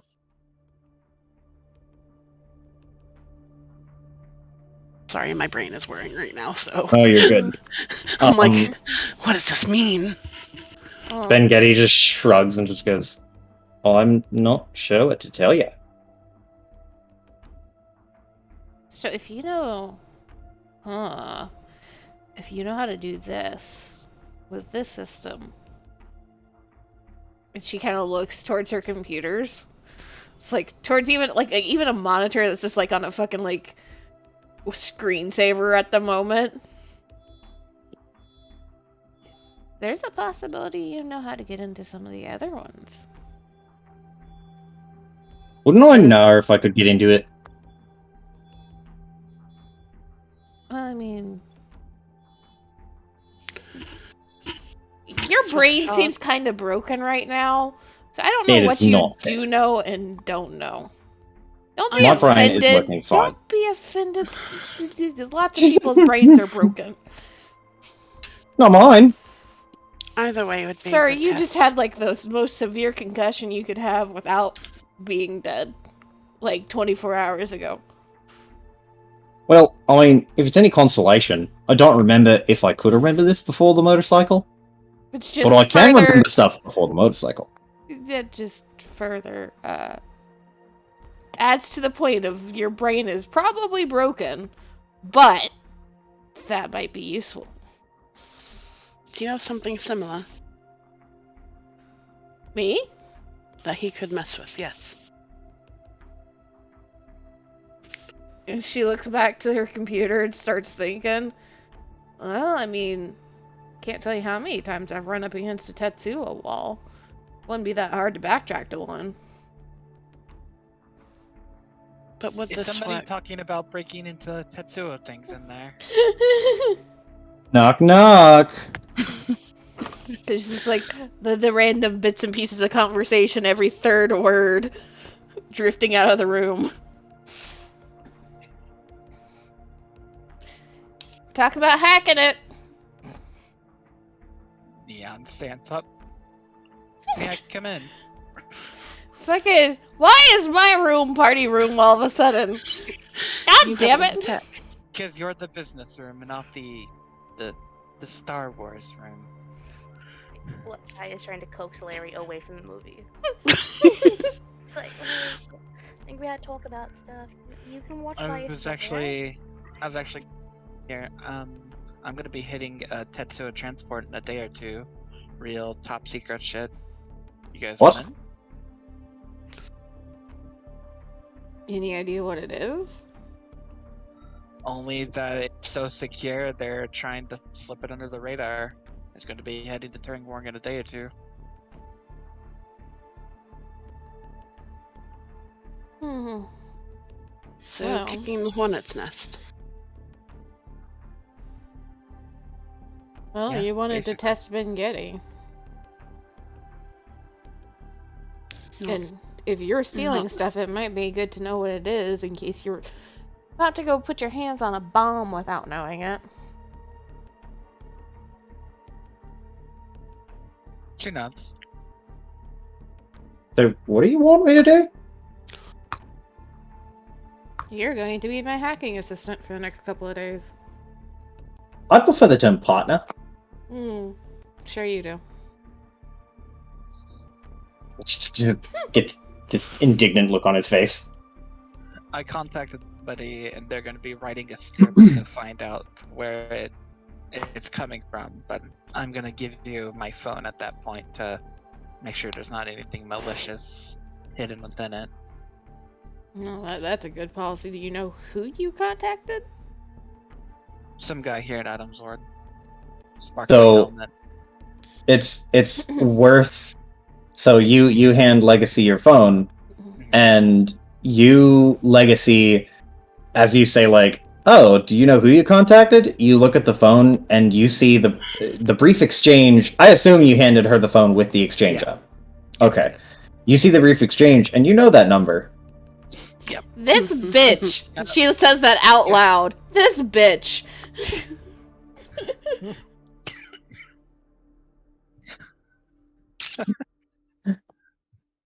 It's Yeah. We all knew it. We all knew it. Fucking hijack. Yeah. Hijack. This bitch, and then there's a pause, and then Kaya, you hear the explosion from Legacy. Fucking hijack, dumbass! Okay. I is running over. He's pausing the movie and he's running over. Skirts around the corner. Larry snaps out of it and just goes, oh, and then starts to follow. Oh. The guy just fucking skirts around the corner, just like fucking rushes in. Just like, what the fuck's going on? Legacy, like, gremlin sitting in her, like, fucking high back gamer chair, essentially. It's like waving around Neon's phone, cussing about hijack. I'm going to be hitting a Tetsuo transport in a day or two, and she knows the person I contacted for it, apparently. This bitch has been avoiding me for the past how many days? I have texted him and he's just like, you shouldn't be around me right now.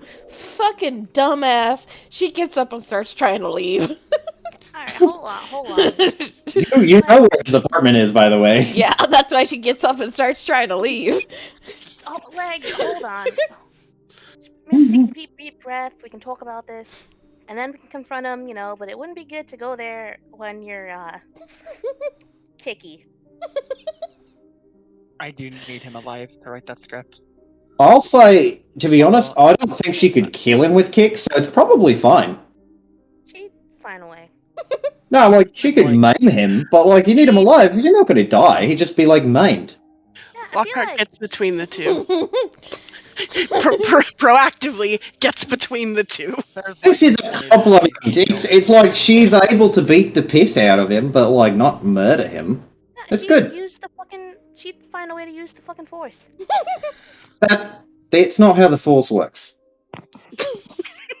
You can't just start using terms from a movie. You didn't even finish the first one. Did you Regardless, say it was in the blood or something like that? No, it's not in the blood. It's not a thing. It's over. That's not even like mentioned past that part.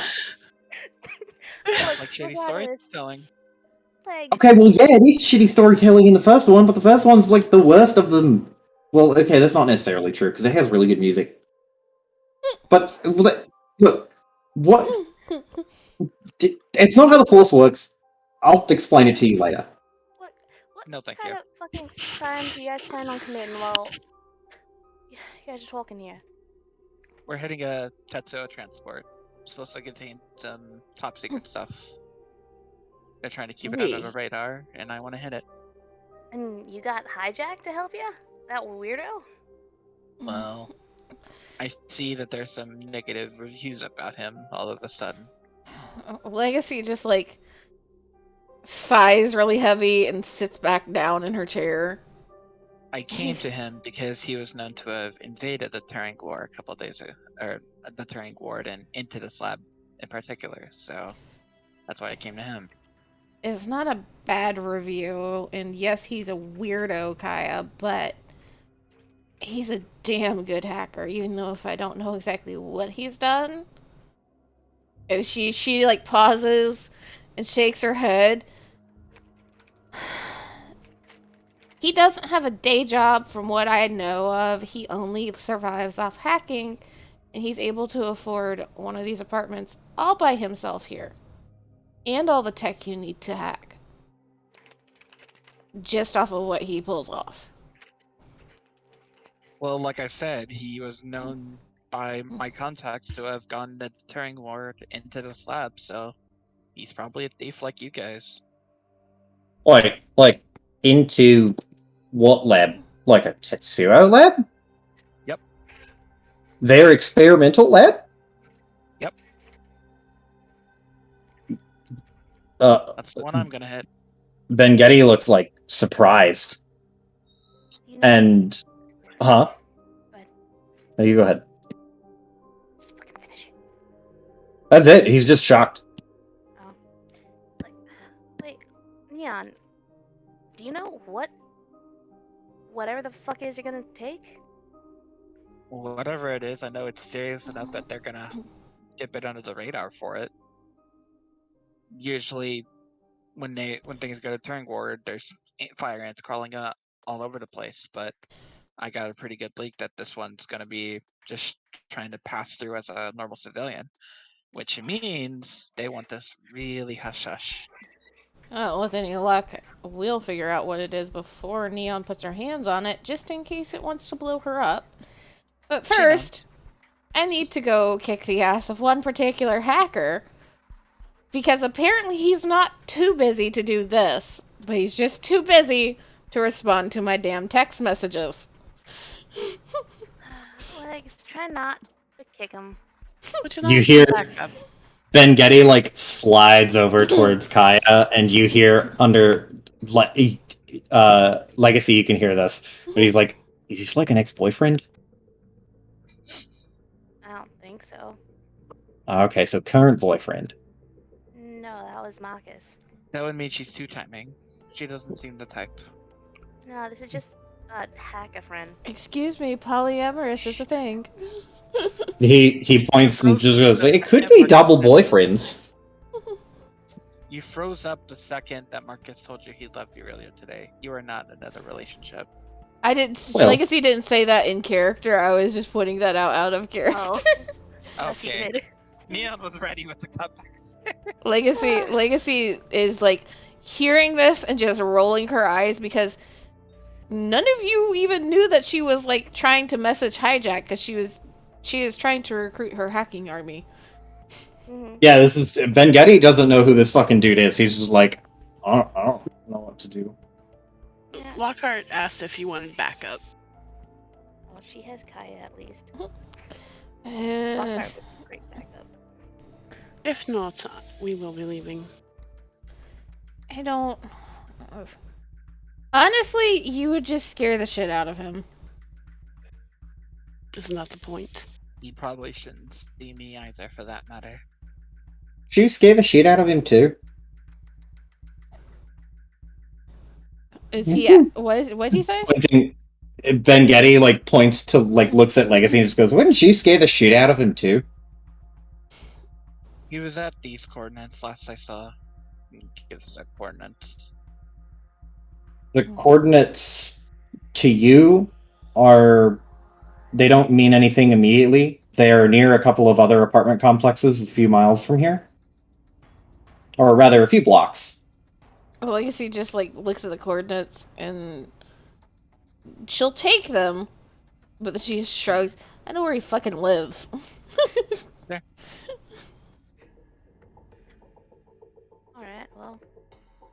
going now? Yes, I'm going now. He has to answer some questions.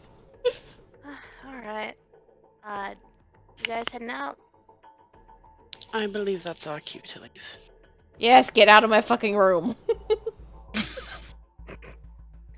You You know, you say yes, get out of my fucking room, and Larry gets this like, you know, the little anime angry vein in their head thing. He gets like the Rage Agretzko looking face, and he just goes, "Get the fuck out of my room!" Legs, stop teaching him shit. You're the one that gave him the brain box. I cannot be blamed for anything. You did it. And I will say, Legacy, before she leaves the room, will have put that device back in its black box Mm-hmm. and pocketed it again for the moment, at the very least, until she figures out what she's going to do with it. Okay. Grabbing Ben Getty, making sure he leaves too and doesn't break anything. I'm not gonna break anything. As She he's didn't- leaving, he grabs a didn't say Red that. Bull. No, but okay, fair. But as you're yanking him out of the way, he's like, "What the fuck?" And he reaches over, grabs a Red Bull can, like shakes it to see if it's got any in it, and then he just throws it because it's empty. Oh my fucking god. Where does he throw it? He just throws it back in Legacy's room. You just hear like the ting ting ting ting. Yeah, retrieves her shoes, gives a bow of thank you, and See you later.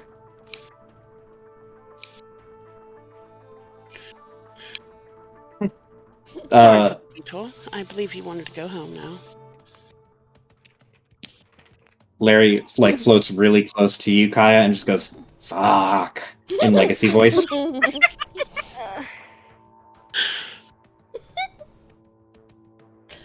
The toddler that learns all the bad words from the aunt. That's what Larry is now. Congratulations. I want to buy a pet. You can, but I think this is going to be where we leave off for the night. I am going to buy something that can lay on my neck like a scarf. A snake, you mean? Or something. Yeah, Snakeo.